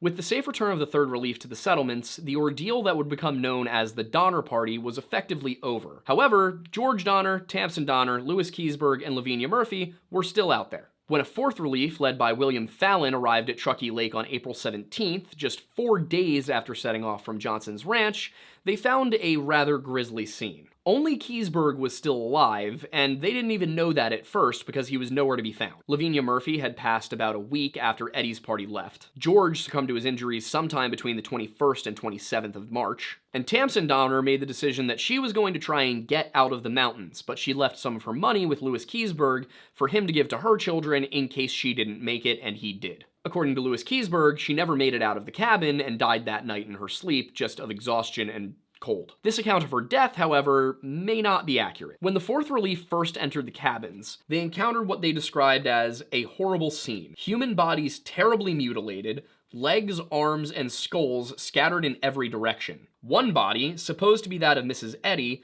lay near the entrance, the limbs severed off, and a frightful gash in the skull. The flesh from the bones was nearly consumed, and a painful stillness pervaded the place. Now, it is unlikely that that was the body of Mrs. Eddy, given how long ago she had died, and the fact that it was said that she was buried. On the other hand, maybe Keseberg dug her up. They continued on to the Alder Creek camp, and on the way, they came across fresh tracks in the snow. They followed these tracks to the Donner camp, where they found all manner of valuables and possessions. They also found an iron kettle filled with human flesh next to the butchered body of George Donner, whose skull had been split open and his brains picked out. And part of the reason that that is such a horrifying image, aside from the brutality of it, because we can understand if this is necessary. If you are eating human flesh out of just sheer desperation, I personally would like to avoid that. I would like to think that in a situation like this, I would not make that decision, but I can understand how somebody might, if it's the only option. However, just feet from this scene, feet from George Donner's body was almost an entire ox, just frozen. Totally fine. Could have been eaten. To just be very direct about it, because this was definitely Keseberg's doing, he chose to eat George Donner over eating beef. Now, of course, while all of this was happening, Keseberg was not there. In fact, he had spent the night in one of the cabins. When he was found, he claimed that he had been out hunting and gotten lost, and that's why he stayed in one of the cabins. And I personally, just from reading it and the context, what I was seeing here, I wonder if Keseberg saw them approaching and decided to go hide because he wasn't sure how they'd react. Fallon's party found Keseberg on the 19th in one of the cabins, lying amongst the bones and bodies. In a pan next to him, he had a fresh liver as well as eyes. When they asked Keseberg what became of his companions, he simply responded that they were all dead. And that included Tamsin, who he claimed died of natural causes, but from the jump, everyone was suspicious about the story. Regardless, nothing could be proven about how Tamsin Donner died, so they couldn't really do anything about it legally. They then questioned him about the gold that they had found, which he again claimed he was holding on to for Tamsin Donner so that he could give it to their children. Now, once again, everyone was suspicious that he had no intention of doing so. He also refused to tell them where it was, and when he later explained why, he said that he wasn't sure they had the authority to ask where the gold was, and what if they were just robbing him? Once they threatened to kill him if he didn't tell them, he fessed up. According to Fallon, he got down on his hands and knees and begged for his life and promised that he would tell them where the gold was when they returned to Sutter's Fort. This was apparently enough for them and they prepared to leave, giving a little bit more investigation to the area around. And it was then that they discovered they think they know where the fresh liver that was in the pan came from. They found the recently butchered body of Lemuel Murphy, which was missing all of the same organs as Keseberg had had in his pan. Now the thing is, that wasn't fresh liver. Lemuel Murphy had died 3 months prior. This was 3-month-old, hopefully frozen liver that he ate out of a body that he probably dug up. I would again like to point out, there was an ox at his camp. Keseberg, of course, would later claim that these men treated me with the greatest unkindness. Much of Keseberg's testimony comes from a later, I want to say 1870s interview he did with a man named McGlashan. Over the next few weeks, however, with the help of the Fourth Relief, Keseberg would make his way out of the mountains, and this chapter of all of their lives would effectively close. Of the nearly 90 people who became trapped at Truckee Lake and Alder Creek, 39 of them did not survive the winter. William Eddy lost his entire family and had to start over again in California. Thankfully for him, he was still rather young. The Donner children were orphaned, as were the Graves and Murphys. The Donners and Murphys would go on to fare pretty well, whereas the Graves never seemed to be able to find their footing. If you're the type who does believe in certain cosmic forces, you might look at this as the sins of the father being passed on to the son, or more specifically, the sins of the mother being passed on to the orphans. Miraculously, the Breens and the Reeds both made it through completely intact without losing a single family member. Once the dust settled and everybody was back to health, Eddy did consider going after Keseberg, trying to find him, track him down, and kill him, but he was talked out of this by James Reed and Edwin Bryant. Louis Keseberg would also be accused of murdering Tamsin Donner by several of her children, as well as one of the men who rescued him. He went so far as to sue for defamation and won, but the judge awarded him only $1. He was never charged, but his reputation was significantly damaged. You see, he had actually managed to make a life for himself. He had gone on to own a hotel, and he was pretty successful, and being the city's most famous cannibal is usually not conducive to being a successful businessman. Thankfully for him, a man named McGlashan was going around doing interviews with Donner Party survivors, and he agreed to sit down with Louis Keseberg. And Keseberg told a whole different story than everybody else,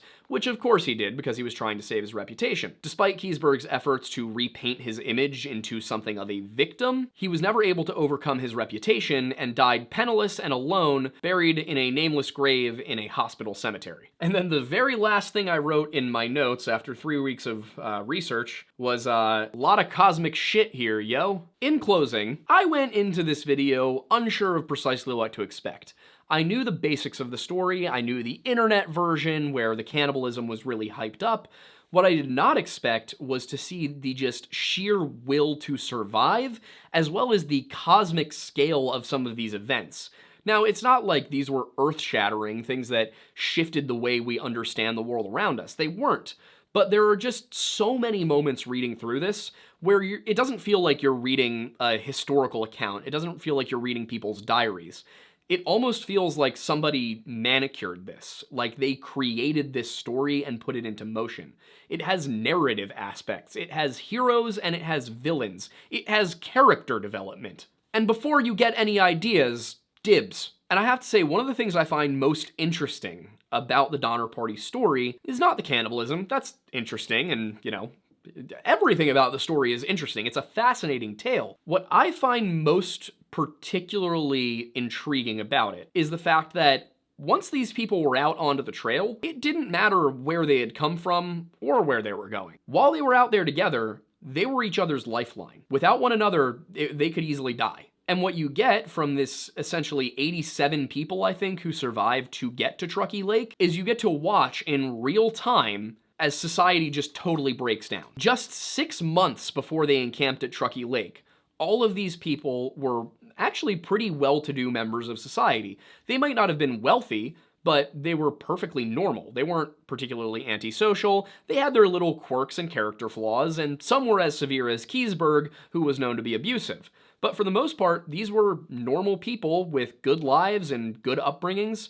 There was no reason to expect that they would go to the depths of depravity that eventually some of them did. So what you get with the Donner Party is sort of a case study in human psychology and the psychology of survival in a desperate situation. How will people respond? What can you see that's different about the way that single men were treated versus married women? At the end of the day, the Donner Party is not a story of monsters or mystery or anything like that. It's not supernatural or paranormal, and it's not even really strange or mysterious.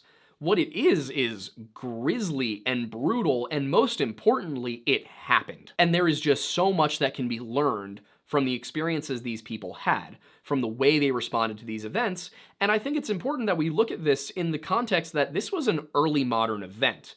This wasn't the Middle Ages, this wasn't ancient times like Rome and Greece. This was the 1840s.